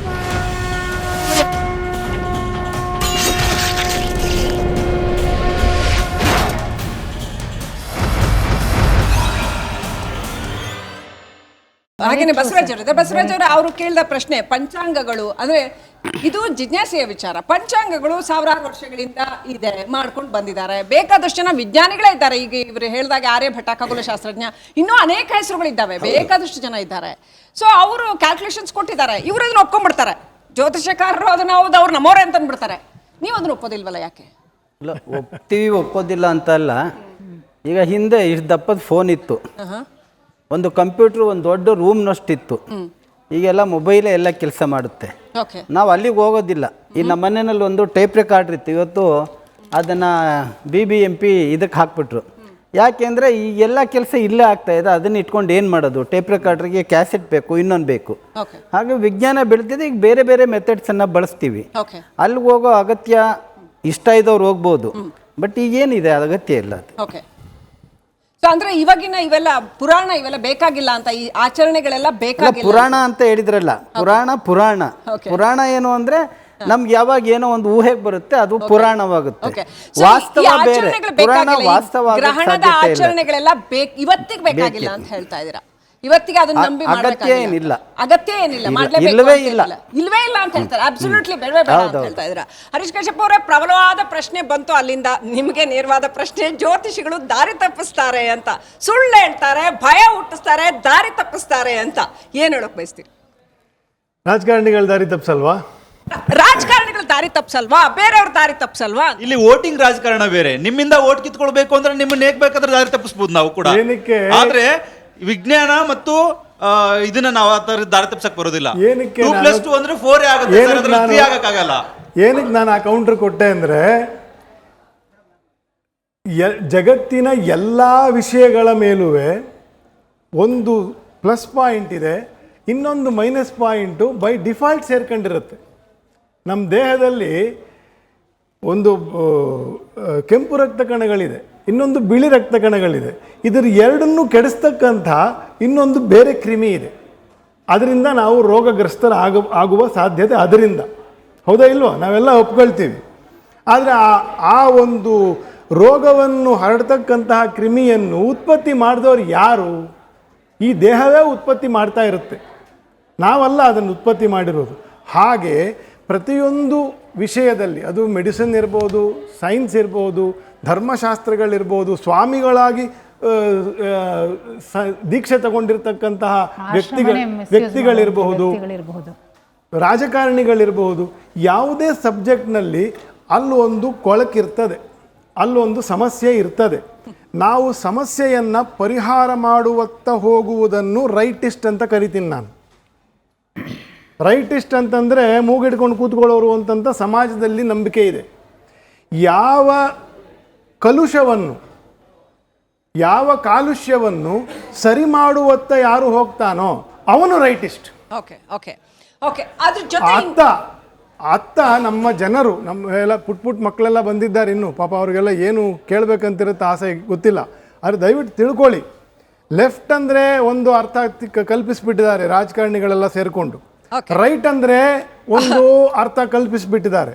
ಯಾವ ದೋಷವನ್ನು ನೀವು ಜೀವನದಲ್ಲಿ ನೋಡ್ತೀರೋ, ನಿಮ್ಮ ಕುಟುಂಬದಲ್ಲಿ, ನಿಮ್ಮ ವೃತ್ತಿಗಳಲ್ಲಿ, ನೀವು ನಮ್ಮಂಥ ಜ್ಯೋತಿಷಿಗಳೊಂದಿಗೆ ಯಾವ ದೋಷವನ್ನು ನೀವು ನೋಡ್ತೀರೋ ಅದನ್ನು ಯಾರು ಪರಿಹಾರ ಮಾಡುವತ್ತ ಹೋಗುವ ಮನಸ್ಸು ಮಾಡ್ತಾನೋ ಅವನು ಒಬ್ಬ ರೈಟಿಸ್ಟ್. ಅದಕ್ಕೆ ಪ್ರಯತ್ನನೇ ಮಾಡಿದೆ, ಕೊನೆ ಮಾತು, ಅದಕ್ಕೆ ಪ್ರಯತ್ನವೇ ಮಾಡಿದೆ, ಅದನ್ನು ಯಾವ ತಪ್ಪನ್ನು ಬರೀ ಮೂದಲಿಸೋದೇ ಕೆಲಸ ಯಾರು ಮಾಡ್ತಾನೆ ಅವನು ಪರಮ ಲೆಫ್ಟಿಸ್ಟ್. ಅವನು ಯಾರಿಗೂ ಪ್ರಯೋಜನಕ್ಕೆ ಬರಲ್ಲ. ಬಸವರಾಜ್ ಅವರು ಇನ್ನೊಂದು ಪ್ರಶ್ನೆ ಕೇಳಿದ್ರು ನಿಮ್ಗೆ, ಈ ಆಚರಣೆಗಳೆಲ್ಲ ಮಾಡಲೇಬೇಕಾಗಿಲ್ಲ ಅಂತ. ಮಾಡಲೇಬೇಕಂತ ಏನು ನಾವು ಹೇರಿಲ್ಲ ಧರ್ಮಶಾಸ್ತ್ರಗಳು. ಮತ್ತು ಇದಕ್ಕೆ ಇನ್ನೊಂದು ಮೂಲವಾಗಿರುವಂಥ ಒಂದು ವಿಷಯ ಹೇಳ್ಬಿಡ್ತೀನಿ. ಆಚರಣೆ ಇಲ್ಲದ್ದು ಅಂತ. ಗ್ರಹಣಗಳು ಮೂಡಿದಾಗ ಒಂದು ನಮಗೆ ಕಂಡ್ರೆ ನಮಗೆ ಆಚರಣೆ ಉಂಟು. ಕಾಣದೇ ಗ್ರಹಣಗಳು ಆಗಲೇ 3 ಆಗಿದೆ ಈ ವರ್ಷ, ಇನ್ನೂ ಒಂದಿದೆ ಮುಂದಿನ ಅಮಾವಾಸ್ಯೆಗೆ, ಅದು ಕಾಣೋದಿಲ್ಲ. ಕಂಡಾಗ ನಾವು ಅದಕ್ಕೆ ಆಚರಣೆ ಮಾಡಬೇಕು ಅಂತಿದೆ. ಆಚರಣೆ ಅಂತಕ್ಕಂಥದ್ದು ಅದೊಂದು ಯೋಗಿಕ ಶಬ್ದ. ಇವಾಗ ನೀವು ಎಷ್ಟೋ ಜನ ಇಂಜಿನಿಯರಿಂಗ್ ಸ್ಟೂಡೆಂಟ್ಗಳಿದ್ದೀರಿ, ಮುಂದೆ ಇದಕ್ಕೆ ನೀಟ್ಗೆಲ್ಲ ಹೋಗೋರು ಇರಬಹುದು. ಇದಕ್ಕೆಲ್ಲ ಪ್ರಿಪೇರ್ ಆಗಬೇಕಂದ್ರೆ ನನಗೆ ನೀವು ಹೋಗಿ ಪ್ರಿಪೇರ್ ಆಗ್ತೀರಾ, ನಾನು ಯಾಕಲ್ಲಿ ಹೋಗಿ ಪ್ರಿಪೇರ್ ಆಗಲಿ? It is not necessary. ಯಾಕಂದರೆ ನೀವು ಏನೋ ಸಾಧನೆ ಮಾಡ್ತಾ ಇದ್ದೀರಾ ಅಲ್ಲಿ ಆಯಾ ಸಬ್ಜೆಕ್ಟಲ್ಲಿ, ನಿಮಗೆ ಅದು ಸಾಧನೆ, ನನಗೆ ಅದಕ್ಕೆ ಸಂಬಂಧ ಇಲ್ಲ, ಅಥವಾ ನನಗೆ ಅದು ಬೇಕಾಗಿಲ್ಲ. ಬೇಕಾದವ್ರು ಮಾಡಲಿ, ಬೇಡದೇ ಇರೋರು ಬಿಡ್ಲಿ ಅಂತಾರ. ಮೂಲತಃ ಇರೋದು ಅದು ಯೋಗಿಕ ಶಬ್ದ ಅಂತ ಅದಕ್ಕೆ ಹೇಳಿದ್ದು. Yoga is the inner science of inner being. ನನ್ನ ಆತ್ಮನ ಉದ್ಧಾರಕ್ಕೋಸ್ಕರ ಅಂತಂತ ಮಾಡ್ತಕ್ಕಂಥ ಸಂಧ್ಯಾ ವಂದನೆ, ಗುರು ನಮಸ್ಕಾರ, ಸ್ತೋತ್ರ, ನಮ್ರ ಭಾವ, ತಪಸ್ಸು, ಸ್ವಾಧ್ಯಾಯ, ಇದೆಲ್ಲವೂ ಎಲ್ಲರಿಗೂ ಅಲ್ಲ. ಪಾಯಿಂಟ್ ನಂಬರ್ 1, ಎಲ್ಲರಿಗೂ ಅಲ್ಲ ಅಂತಂತಂದ್ರೆ ಬ್ರಾಹ್ಮಣರಿಗೆ ಮಾತ್ರ ಅಂತಂತ ನೀವು ಕೋಪ ಮಾಡ್ಕೋಬೇಡಿ. ಆದ್ರೆ ಇದೆಲ್ಲರಿಗೂ ತೆರೆದಿದೆ. ಚಪ್ಪಾಳೆ ಹೊಡಿರಿ. ಎಲ್ಲರಿಗೂ ಅಲ್ಲ ಅಂದ್ಮೇಲೆ ಈ ಭೂಮಿ ಮೇಲೆ ಬಹುತೇಕ ಜನ ಇದಾರೆ ತಾನೆ. ಅದಕ್ಕೆ ನೀವು ಹೇಳ್ಬೇಕು, ಕ್ಲಾರಿಟಿ ಕೊಡ್ಬೇಕು. ಅದು ಎಲ್ಲರಿಗೆಲ್ಲ ಅಂದ್ಮೇಲೆ ಯಾರಿಗಿರ್ದು? ನೀವು ಬ್ರಾಹ್ಮಣರು ಅನ್ನೋ ವಿಚಾರಕ್ಕೆ ಬ್ರಾಹ್ಮಣರು ಅಂತ ಹೇಳ್ಬಿಟ್ಟು ತಗೊಳಂಗಿಲ್ಲ. ಬ್ರಾಹ್ಮಣರಲ್ಲೂ ಕೆಲವರು ಒಪ್ಪೋದಿಲ್ಲ, ಅವರು ಕೂಡ ವಿಜ್ಞಾನಿಗಳಿದ್ದಾರೆ, ಅವರು ಕೂಡ ಸೈದ್ಧಾಂತಿಕತೆಯನ್ನು ಒಪ್ತಾರೆ, ವಾಸ್ತವವನ್ನು ಒಪ್ತಾರೆ. ಆದ್ರೆ ನೀವುಗಳು ಯಾರಿಗೂ ಇಲ್ಲ ಅಂತ ಮುಚ್ಚಿಡುವಂತ ಕೆಲಸ ಮಾಡಬೇಡಿ. ಇದಕ್ಕೆ ಹೇಳ್ತಾ ಇರೋದು ನಾವು ಜ್ಯೋತಿಷಿಗಳು ದಿಕ್ ತಪ್ಪಿಸ್ತಾರೆ. ನೋಡಿ, ನಾವು ಮುಚ್ಚಿಟ್ಟಿದ್ರೆ ನಿಮ್ಮನ್ನೆಲ್ಲ ಕೂಡಿಸಿ ನಾವು 4 ಜನ ನಿಂತ್ಕೊಂತಿರ್ಲಿಲ್ಲ. ಜಸ್ಟ್ ಎ ಮಿನಿಟ್, ಇಲ್ಲಿ ನೋಡಿ, ನಿಮ್ಮನ್ನೆಲ್ಲ ಕೂಡಿಸಿ ನಾವಿವತ್ತು ಇಷ್ಟು ಸಮಯ ರಿಪಬ್ಲಿಕ್ ಟಿವಿ ಅವರು ಇವರೆಲ್ಲ ಸೇರ್ಕೊಂಡು ಏನೋ ಒಂದು ನಿಮ್ಮ ತರಬೇಕು ಅಂತ ನಾವು ಕಷ್ಟಪಡೋ ಅವಶ್ಯಕತೆನೇ ಇರಲಿಲ್ಲ. ನಾವು ಮುಚ್ಚಿಟ್ಟಿದ್ರೆ ಪಂಚಾಂಗನೇ ಪ್ರಿಂಟ್ ಮಾಡ್ತಾ ಇರಲಿಲ್ಲ. ಇಲ್ಲಿ 1 ನಿಮಿಷ, ಇಲ್ಲಿ ನೋಡಿ, ಹಾಗಾಗಿ ಅವರ ಕೆಲಸ ಮಾಡ್ತಾ ಇದ್ದೀರಲ್ಲ ಸರ್. ಇಲ್ಲ. ಈಗ ಒಪ್ಪೋರು ಒಂದ್ ಕಡೆ ಇಲ್ಲ, ಇವೆ, ಇಲ್ಲ, ಇಲ್ಲ. ಒಪ್ಪದೇ ಇರೋ ಒಂದ್ ಕಡೆ ನೀವ್ ಹೇಳ್ತಾ ಇದ್ರೆ ಪರಮ ಲೆಫ್ಟಿಸ್ಟ್ ಪರಮ ಜಯಲಕ್ಷ್ಮಿ ಅವರೇ, 100 ವರ್ಷದ ಹಿಂದೆ ಮುಚ್ಚಿಟ್ಟಿದ್ದನ್ನು ಇವತ್ತು ಪ್ರಿಂಟ್ ಮಾಡಿ ಕೊಡ್ತಾ ಇದ್ದೀವಿ. ಇದಕ್ಕಿಂತ ಇನ್ನೇನು ಔದಾರ್ಯ ಬೇಕು? ಜಯಲಕ್ಷ್ಮಿ ಅವರು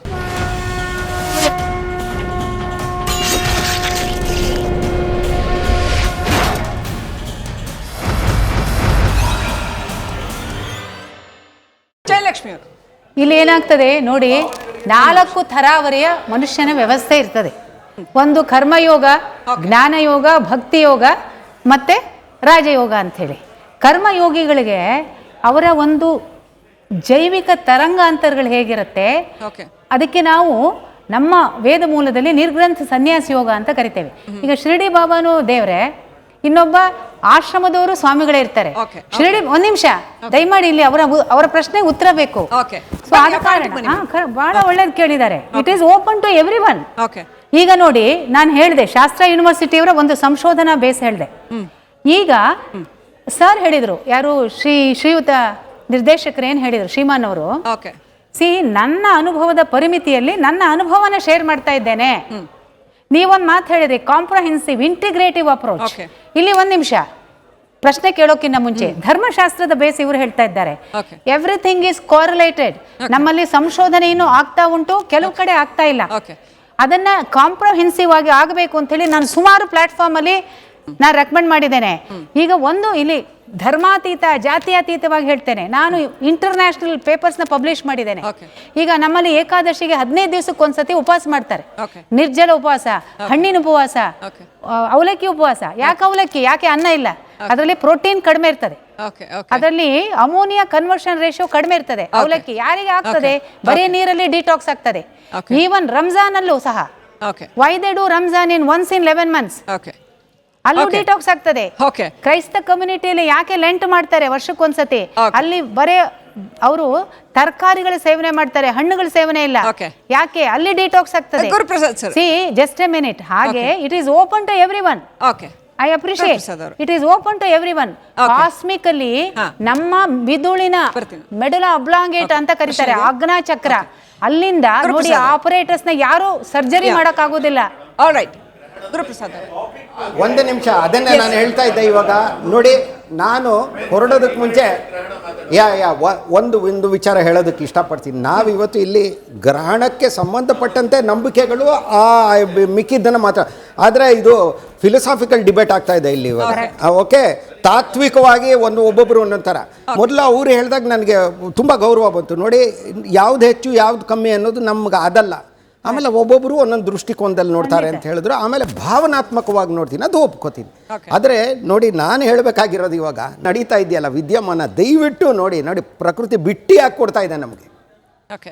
ದಯವಿಟ್ಟು 9:57 2 ಕಣ್ಣು ಸಾಕು, ಇನ್ನೇನು ಬೇಡ ನಿಮಗೆ, 2 ಕಣ್ಣು ಸಾಕು. ಆದರೆ ವೆದರ್ ಗಾಡ್ಸ್ ಅಂತ ಇಂಗ್ಲೀಷ್ನಲ್ಲಿ ತಮಾಷೆಗೆ ಹೇಳ್ತಾರೆ, ನಮ್ಮ ವಾತಾವರಣ ತಿಳಿಯಾಗಿದ್ದಲ್ಲಿ ಖಂಡಿತ 9:57 1:26 ಎಲ್ರಿಗೂ ಅಂದರೆ ಇಂದ್ರಿಯ ಗ್ರಾಹ್ಯವಾದ ಒಂದು ಗ್ರಹಣ ಇದು. ಸರ್, ನಂಗೆ ಗೊತ್ತಿಲ್ಲ, ಒಬ್ಳು ಬಹಳ ಸಾಮಾನ್ಯ ವ್ಯಕ್ತಿಯಾಗಿ ನನಗೆ ಬಹಳ ಕನ್ಫ್ಯೂಷನ್ ಸರ್. ನಿಮ್ಮ ಮಾತನ್ನೇ ಕೇಳಬೇಕು ಅಂತ ನಂಗೆ ಅನ್ಸುತ್ತೆ, ಆದ್ರೆ ಅವ್ರ ಮಾತನ್ನು ಕೇಳಬೇಕು ಅನ್ಸುತ್ತೆ. ಗರ್ಭಿಣಿಯರು ಹೊರಗಡೆ ಬರಬಾರ್ದು ಅಂತಾರೆ, ಬಾಣಂತಿಯರು ಹೊರಗಡೆ ಬರಬಾರ್ದು ಅಂತಾರೆ. ನೀವು ನೋಡಿದ್ರೆ ಎಲ್ಲರೂ ಬಂದು ನೋಡಿ ಅಂತೀರಿ. ಹೌದು, ಅಲ್ಲಲ್ಲ, ನಾನು ಹೇಳಿದೆ ನನ್ನ ದೃಷ್ಟಿಕೋನದಿಂದ ನಾನು ಹೇಳ್ತಾ ಇದ್ದೀನಿ ಅಂತ ಹೇಳಿದೆ. ಯಾಕಂದ್ರೆ ಮಾನವನ ಮೇಲೆ ಅದು ಬೀರತ್ತಾ ನನಗೆ ಗೊತ್ತಿಲ್ಲ. ಅದು ನನಗೆ ತಿಳಿದ ಹಾಗೆ ನಾನು, ಯಾಕಂದ್ರೆ ನಾನು ತಜ್ಞ ಅಲ್ಲ ಅದರಲ್ಲಿ. ನಾನು ಹೇಳೋದು ನನ್ನ ದೃಷ್ಟಿಯಿಂದ, ದಯಮಾಡಿ ಎಲ್ಲರೂ ಬಂದು ನೋಡಿ. ಈ ಆಚರಣೆಗಳೆಲ್ಲ ಬರೀ ನಮ್ ಇಂಡಿಯಾದಲ್ಲಿ ಮಾತ್ರ ಯಾಕೆ? ಆಲ್ ಓವರ್ ದಿ ಕಂಟ್ರಿ ಇರ್ಬೇಕಲ್ಲ. ಇವಾಗ ಸೈನ್ಸ್ ನಾವು ಎಲ್ಲಾ ಕಡೆ ಒಪ್ಕೊಂತೀವಿ, ನಮ್ ಇಂಡಿಯಾದಲ್ಲಿನೂ ಟೆಕ್ಸ್ಟ್ ಬುಕ್ ಅಲ್ಲೆಲ್ಲ ಓದ್ತೀವಿ. ಬಟ್ ಯಾಕೆ ನಾವು ಅದನ್ನ ಆಚರಣೆಗಳೆಲ್ಲ? ಅಲ್ಲ, ಒಂದೇ ನಿಮಿಷ, ನಾನೇ ಹೇಳ್ತೀನಿ ಇದನ್ನ. ಯಾರು ಹೇಳಿದ್ ನಿಮ್ಗೆ ಇಂಡಿಯಾದಲ್ಲಿ ಮಾತ್ರ ಆಚರಣೆ ಅಂತ? ನೀವು ಒಪ್ಕೊಳ್ಳಿ ಬಿಡಿ, ಅವ್ರದ್ದು ಅದು ಬೇರೆ ವಿಚಾರ. ಆಚರಣೆ ಪ್ರತಿಯೊಂದು ಸಂಸ್ಕೃತಿಲೂ ತನ್ನದೇ ಆದ ಆಚರಣೆಗಳಿದೆ, ಯಾವ್ದು ಸರಿ ಯಾವ್ದು ಇಲ್ಲ ಅಂತ. ಇಂಡೋನೇಷ್ಯಾದಲ್ಲಿ ನಾನೇ ನ್ಯಾಷನಲ್ ಜಿಯೋಗ್ರಫಿಕಲ್ 40 ವರ್ಷದ ಹಿಂದಿನ ನೋಡಿ ತೆಗೆದು ನೋಡಿದ್ರೆ ಜಾಗಟೆ ಹೊಡಿತಾ ಇದ್ದಾರೆ. ಅಲ್ಲಿ ಒಂದೊಂದು ಸಂಸ್ಕೃತಿಯಲ್ಲಿ ಒಂಥರ ಇರುತ್ತೆ. ಅದಕ್ಕೆ ನಾವು ಅದರ ಬಗ್ಗೆ ನಾನು ಮಾತಾಡ್ತಾ ಇಲ್ಲ. ನಾನು ಫೋಕಸ್ ಮಾಡ್ತಾ ಇರೋದು ಗ್ರಹಣನ ನೋಡಿ ಅಪೂರ್ವವಾದ ವಿದ್ಯಮಾನ ಅಂತ ಹೇಳ್ತಾ ಇದ್ದೀನಿ. ನಮ್ಮ ಸರ್ ಹೇಳಿದ್ದಕ್ಕೆ ಅದಕ್ಕೊಂದು ಪೂರಕವಾಗಿರೋ ಇನ್ನೊಂದು ಶಬ್ದ ಹೇಳ್ಬಿಡ್ತೀನಿ. ಓಕೆ ಗ್ರಹಣ ಅಂತಂದ್ರೆ ಎಷ್ಟು ವಿಶೇಷವಾಗಿರ್ತಕ್ಕಂಥ ಸಂದರ್ಭ, Okay. ಪದೇ ಪದೇ ಬರಲ್ಲ. ಅದನ್ನು ಕಣ್ತುಂಬಿಸ್ಕೊಳ್ಳಿ, ಪ್ರಕೃತಿಯ ಮತ್ತು ಈ ಕ್ರಿಯೇಷನ್ನಿನ ಆಶ್ಚರ್ಯ ಅನುಭವಿಸಿ ಅಂತಂತ. ಇದನ್ನೇ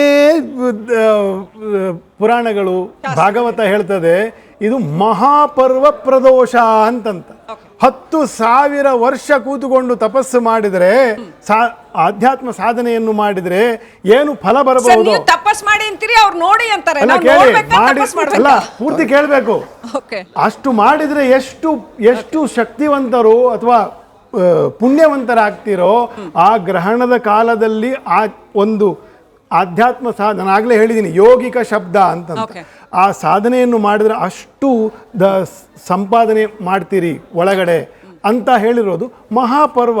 that is the same thing. But ಅದು ಒಂದು ಪ್ರಕೃತಿಯನ್ನು ನೋಡ್ತಕ್ಕಂಥದ್ದು, ಅದು ಒಂದು ದೃಷ್ಟಿಕೋನ. ನಾನು ಆಗಲೇ ಹೇಳಿದ್ದೀನಿ. ಇನ್ನೊಂದು ಅದರ ಸದುಪಯೋಗವನ್ನು ಪಡ್ಕೊಳ್ತಕ್ಕಂಥದ್ದು, it is an inner science. ಮೊದಲಿಂದಲೂ ಕೂಡ ಜ್ಯೋತಿಷ್ಯ ಜ್ಞಾನ ಬಂದಿರತಕ್ಕಂಥದ್ದು. ಯಾಕೆಂತಂದರೆ ಅವ್ರು ಹೇಳ್ತಾರೆ ಅದರಲ್ಲಿ ಜ್ಯೋತಿಷ್ಯ ಸರಿ ಇರಲ್ಲ, ಸುಳ್ಳು ಅಂತ. ಆದರೆ ಮೊದಲಿಂದಲೂ ಕೂಡ ನಾವು ನೋಡ್ಕೊಂಬಂದಿರೋದು, ಎಲ್ಲ ಕಡೆನೂ ಕೂಡ ತಾವು ಲಗ್ನವನ್ನು ನೋಡ್ಬೋದು. ಯಾವುದೇ ಒಂದು ಮುಂಜಿ ಆಗಲಿ, ಮದುವೆ ಆಗಲಿ, ಯಾವುದನ್ನು ಕೂಡ ಮಾಡಿದಾಗ ಎಲ್ಲರೂ ಕೂಡ ಅದನ್ನೇ ನಮ್ಗೆ 100ಕ್ಕೆ 90 ಭಾಗ, ಇನ್ನು 10 ಭಾಗ ಬಿಟ್ಬಿಟ್ಟಿರ್ಬೋದು. ಆದರೆ ಅದನ್ನೆಲ್ಲದನ್ನು ಕೂಡ ಜ್ಯೋತಿಷ್ಶಾಸ್ತ್ರವೇ ಕೂಡ ನಿಜವೂ ಕೂಡ ನಿರ್ಧಾರಿತವಾಗಿದೆ. ಅವ್ರು ನಿರ್ಧಾರ ಮಾಡಿದ್ಮೇಲೆ ಅವ್ರು ಹೋಗಿ ಮಾಡಿದ್ದಾರೆ ಹೊರತು, ಇಲ್ಲ ಸರ್ ಮಾಡಿದ್ದಾರೆ ಸರ್, ಇನ್ನು 10% ಇರ್ಬೋದು, 10% ವಿರುದ್ಧ ಇರ್ಬೋದು, ನಾನು ಇಲ್ಲ ಅಂತ ಹೇಳಲ್ಲ. ಈಗ ಅದು ಅವರವರ ನಂಬಿಕೆ. ಆದರೆ ವಾಸ್ತವದಲ್ಲಿ ಈ ಲಗ್ನ ದಿನ ಇದನ್ನೆಲ್ಲ ಗ್ರಹ ಇದನ್ನೆಲ್ಲ ನೋಡಿ ಆದ ಕೆಲಸಗಳು, ಮದುವೆಗಳು ಕೂಡ ವಿಫಲ ಆಗ್ತವೆ. ಅದು ಜನರಲ್ಲಿ ತಲೆಗೆ ಬಂದ್ಬಿಟ್ಟಿದೆ ಅಷ್ಟೇ. ಇದು ನೋಡ್ಬೇಕು ಅಂತ ಅನ್ಬಿಟ್ಟು, ವಾಸ್ತವದಲ್ಲಿ ನಿಮ್ ತಲೆನಲ್ಲಿ ಅದಿಲ್ಲ ಅಂದ್ರೆ ನೀವು ಸ್ವತಂತ್ರವಾಗಿ ನಿಮ್ಮ ಪಾಡ್ ನೀವು ಬದುಕಬಹುದು. ಕುತೂಹಲ ಇರೋದು ಅಗೇನ್ ಗುರುಪ್ರಸಾದ್ ಅವಿಲ್ದೇನೆ ಕೂಡ ಬದುಕಬಹುದು. ಅದೆಲ್ಲ ವೇಸ್ಟ್ ಅಂತ ಹೇಳ್ತೀರಾ? ಅಲ್ಲ, ನಾನು ಅದ್ರ ಬಗ್ಗೆ ನನಗೆ ಗೊತ್ತಿಲ್ಲ. ಗೊತ್ತಿಲ್ಲ ಅಂತ ಹೇಳ್ತೀರಾ? ಅವರಷ್ಟು ಖಚಿತವಾದ ಅಭಿಪ್ರಾಯವನ್ನ, ಒಂದ್ ನಿಮಿಷ ಅವರಷ್ಟು ಖಚಿತವಾದ ಅಭಿಪ್ರಾಯವನ್ನ ನಾನು ಹೊಂದಿಲ್ಲ. ಜೊತೆಗೆ ನನಗೆ ಗೊತ್ತಿಲ್ಲ. ನಾನು ಅದ್ರ ಬಗ್ಗೆ ಥಿಂಕ್ ಮಾಡೋದು, ಯಾಕಂದ್ರೆ ನನ್ನ ಕ್ಷೇತ್ರದಲ್ಲೇ ನಾನು ತಿಳ್ಕೊಳ್ಳೋದು ತುಂಬಾ ಇದೆ ಇವಾಗ. ಇದರಿಂದ ಇನ್ನೇನಾರ ವೈಜ್ಞಾನಿಕವಾಗಿ ಮುಂದುವರಿಬೋದಾ? ಹಾಗಾಗಿ ಹೇಳೋದಕ್ಕೂ ಆಧಾರ ಇಲ್ಲ, ವಿಜ್ಞಾನಿಗಳೇ ಹೇಳ್ತಾ ಇದ್ದಾರೆ. ವಿಜ್ಞಾನ ಇದೆ ನೋಡಿ. ಎಷ್ಟೋ ಜನ ಇಲ್ಲೇ ಸಂಸ್ಕೃತದ ಶ್ಲೋಕ ಹೇಳ್ತಾರೆ. ಒಂದು ನಿಮಿಷ, ಸಂಸ್ಕೃತದ ಶ್ಲೋಕ ಎಷ್ಟೋ ಹೇಳ್ತಾ ಇದ್ದಾರೆ. ನಮ್ಮ ಸಂಸ್ಕೃತಿ ಬಗ್ಗೆ ನಮಗೆ ಅಭಿಮಾನ ಇರಲಿ. ನೋಡಿ, ಒಂದೇ ಒಂದು ಸಂಸ್ಕೃತ ಶ್ಲೋಕ ನಾನು ಹೇಳ್ತೀನಿ ಇವಾಗ. ಇಷ್ಟೇ ಹೇಳಿರೋದು, ಖಂಡಿತ ಅವ್ರು ಒಪ್ಕೋತಾರೆ, ಇವರು ಒಪ್ಕೋತಾರೆ. ಶ್ಲೋಕಾರ್ಧೇನ ಪ್ರವಕ್ಷ್ಯಾಮಿ ಯದುಕ್ತಂ ಗ್ರಂಥಕೋಟಿಭಿಹಿ ಪರೋಪಕಾರ ಪುಣ್ಯಾಯ ಪಾಪಾಯ ಪರಪೀಡನಂ. ಇದನ್ನು ಜ್ಞಾಪಕ ಇಟ್ಕೊಂಡು ನಾವು ಮುಂದುವರೆದ್ರೆ ಭಾರತ ಖಂಡಿತ ಸಾಕಷ್ಟು ಎಲ್ಲಾದ್ರೂ ಖಂಡಿತ.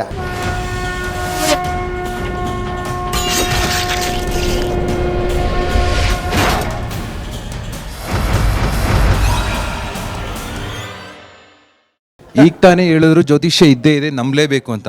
ಹಾಗಾದ್ರೆ ಲವರ್ಸು ಮುಂಚೆನೆ ಜ್ಯೋತಿಷ್ಯ ನೋಡ್ಕೊಂಡು ಲವ್ ಮಾಡ್ತಾರಾ ಅಥವಾ ಜ್ಯೋತಿಷ್ಯ ನೋಡ್ಕೊಂಡು ಮದುವೆ ಆಗ್ತಾರಾ? ಯಾವ್ದು ಕರೆಕ್ಟು? ಹಾಗಾದ್ರೆ ಲವ್ ಮ್ಯಾರೇಜ್ ಆಲ್ರೆಡಿ ಮೆಜಾರಿಟಿ ಯಾವುದು ಫೇಲ್ಯೂರ್ಸ್ ಆಗಿಲ್ಲ, ಎರಡೂ ಸಮವಾಗಿದೆ. ಒಂದು ಫೇಲ್ಯೂರ್ ಆಗಿದ್ರೆ ಒಂದು ಸಕ್ಸಸ್ ಆಗೇ ಇದೆ.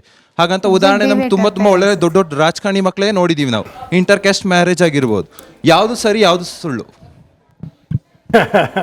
ಇದು ಗ್ರಹಣಕ್ಕಿಂತ ದೂರ ಹೋಗ್ಬಿಡ್ತಿದ್ದು ಟಾಪಿಕ್. ಗ್ರಹಣದ ಬಗ್ಗೆ ಕೇಳಿ ಯಾರಾರ. ಗ್ರಹಣ ಅನ್ನೋದು ಕೇವಲ ಮನುಷ್ಯನಿಗೆ ಮಾತ್ರ ಸೀಮಿತವಾಗಿದೆ. ಯಾಕಂದರೆ ಸಾವಿರಾರು ಕೋಟಿ ಪ್ರಾಣಿ ಪಕ್ಷಿಗಳಿದ್ದಾವೆ, ಅವು ಈ ಗ್ರಹಣ ಆಚರಣೆ ಮಾಡಲ್ಲ.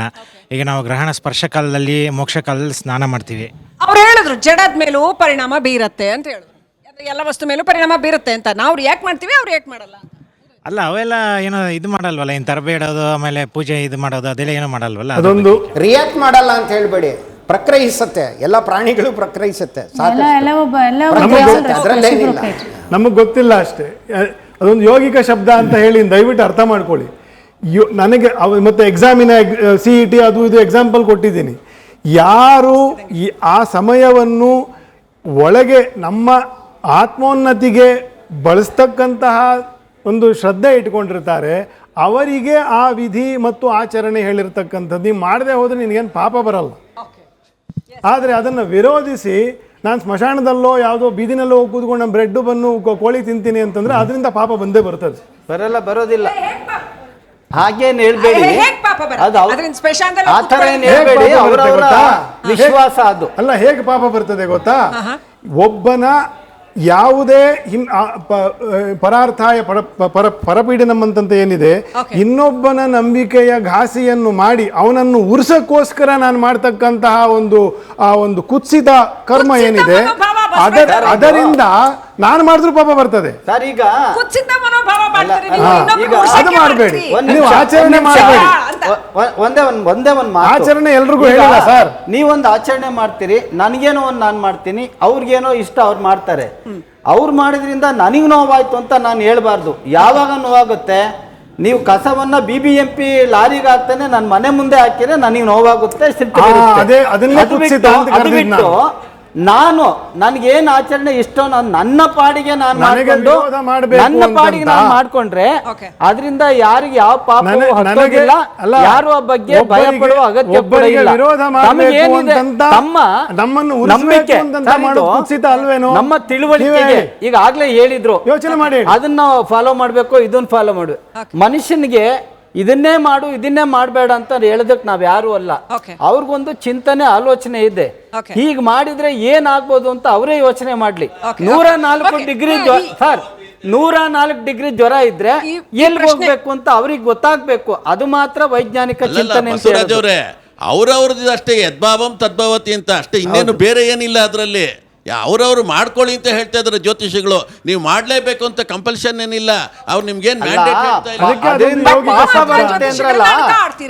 ಅದರಿಂದ ಪಾಪ ಬರುತ್ತೆ ಅಂದ್ರಲ್ಲ, ಏನು ಆಗೋದಿಲ್ಲ. ಅವ್ರವ್ರಿಗೆ ಎಷ್ಟು ನಿಲ್ಕುತ್ತೋ ಜ್ಞಾನ, ಅವ್ರವ್ರಿಗೆ ಸರ್ ಅವರವರಿಗೆ ಕರ್ಮಂಚ ವಿತ್ತಂಚ ವಿದ್ಯಾ ನಿಧನಮೇವ ಚ.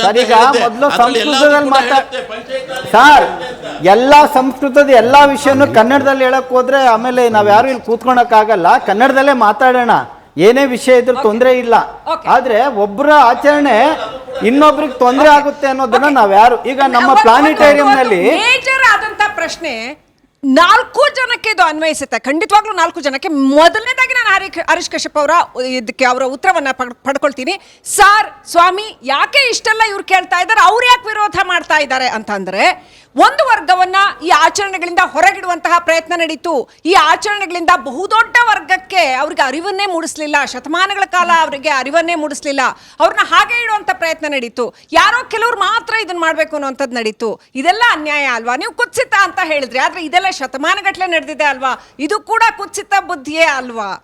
On a very serious note. ನೋಡಿ, ಕೇಳಲಿಕ್ಕೆ ಚೆನ್ನಾಗಿದೆ ಈ ಪ್ರಶ್ನೆ, ಆದ್ರೆ ಬಹಳ ವಿಸ್ತಾರವಾಗಿ ಅದ್ರ ಬಗ್ಗೆ ಮಾತಾಡಬೇಕಾಗುತ್ತೆ. ಮೂಲಭೂತವಾಗಿ ಎಲ್ಲ ಸಬ್ಜೆಕ್ಟು ಎಲ್ಲರಿಗೂ ಅಲ್ಲ. ಇದನ್ನು ನಾವು ಅರ್ಥ ಮಾಡ್ಕೊಳ್ಳದೆ ಹೋದ್ರೆ ನಾವು ಎಲ್ಲದಕ್ಕೂ ಮೂಗು ತೂರಿಸಿ ನಾನೂ ವಿಜ್ಞಾನಿ ಆಗ್ತೀನಿ ಅಂತಂತ ಹೋದ ಹಾಗೆ. ಪ್ರತಿಯೊಂದು ಸಬ್ಜೆಕ್ಟು ಕೂಡ ಎಲ್ಲರಿಗೂ ಅಲ್ಲ.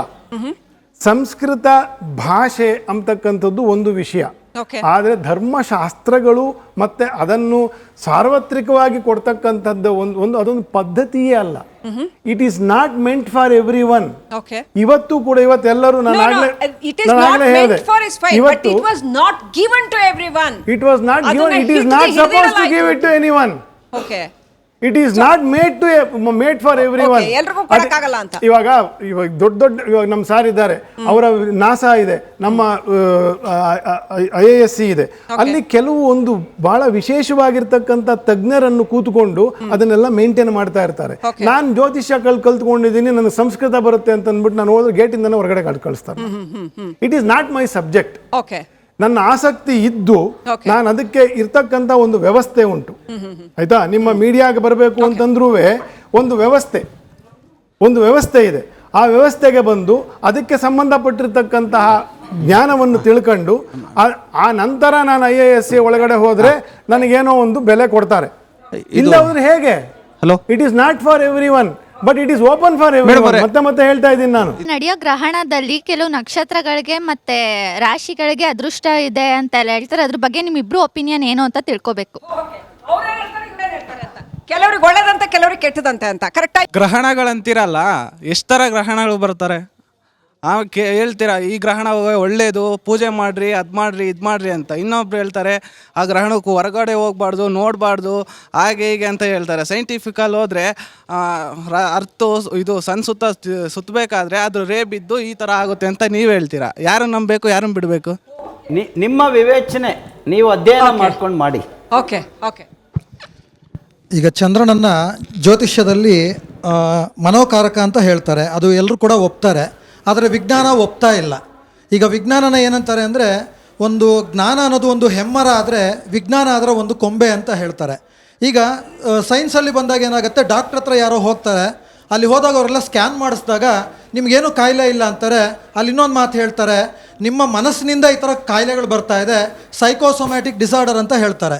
ಸೈನ್ಸ್ ಒಂದು ಕಡೆ ಒಪ್ತಾ ಇಲ್ಲ, ಸೈನ್ಸ್ ಒಂದು ಕಡೆ ಒಪ್ತಾ ಇದೆ. ಮತ್ತೀಗ ಸೈನ್ಸ್ ಏನು ಹೇಳುತ್ತೆ, ನಾಳೆ ಚಂದ್ರಗ್ರಹಣದಿಂದ ಯಾರ್ದ್ರ ಮೇಲೂ ಪ್ರಭಾವ ಬೀರಲ್ಲ ಅಂತ ಹೇಳುತ್ತೆ. ಈಗ ಚಂದ್ರನ ಒಂದು ಪ್ರತಿ ದಿವಸ ಅವರು ಈಗ ಒಂದು ಏನಂತೀವಿ ಅಭಿವೃದ್ಧಿ ಆಗ್ತದೆ, ಮತ್ತು ಅಲ್ಲಿ ಒಂದು ಹುಣ್ಣಿಮೆ ಬರುತ್ತೆ, ಮತ್ತು ಅಮಾವಾಸ್ಯೆ ಬರುತ್ತೆ. ಈಗ ಸಮುದ್ರದ ಮೇಲೆ ನಾವು ನೋಡೋಕೆ ಹೋದಾಗ ತುಂಬ ಪರಿಣಾಮಗಳಲ್ಲಿ ಬೀರುತ್ತೆ ಅನ್ನೋದು ಗೊತ್ತಾಗ್ತಾ ಇದೆ. ಸೈನ್ಸ್ ಅದನ್ನು ಅಕ್ಸೆಪ್ಟ್ ಮಾಡುತ್ತೆ, ಮತ್ತು ಈ ಥರ ಬಂದಾಗ ಗ್ರಹಣ ಯಾವುದ್ರ ಮೇಲೆ ಪರಿಣಾಮ ಬೀರಲ್ಲ ಅಂತಲೂ ಹೇಳುತ್ತೆ. ಇದು ಹೇಗೆ? ಈ ಪ್ರಶ್ನೆಯನ್ನ ನಾನು ಬಸವರಾಜ್ ಅವರಿಗೆ ಕೇಳಬೇಕು ಅಂತಿದ್ದೆ.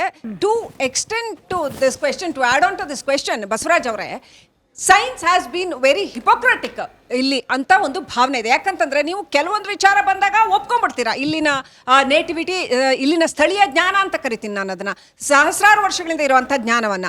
ಆದರೆ ಕೆಲವೊಂದು ಸರಿ ಈಗ ಪರಾಶರ ಸಂಹಿತೆ ಉದಾಹರಣೆ ಹೇಳಿದ್ರು, ಅಂಥದ್ದು ಬಂದಾಗ ಅದನ್ನ ಸಂಹಿತೆಗಳನ್ನಾಗಲಿ ಟೆಕ್ಸ್ಟ್ಗಳನ್ನಾಗಲಿ ಅದನ್ನ ಗಂಭೀರವಾಗಿ ಪರಿಗಣಿಸೋದಿಲ್ಲ ಅಂತ, ಅದ್ರ ಬಗ್ಗೆ ಒಂದು ನೆಗೆಟಿವ್ ಆಟಿಟ್ಯೂಡ್ ಇಟ್ಕೊಂಡಿರ್ತೀರಾ ಅಥವಾ ಒಂದು ಏನು ಹೇಳೋದು ಅವಗಣನೆ ಇಟ್ಕೊಂಡಿರ್ತೀರಾ ಅನ್ನುವಂಥದ್ದು ಪ್ರಶ್ನೆ.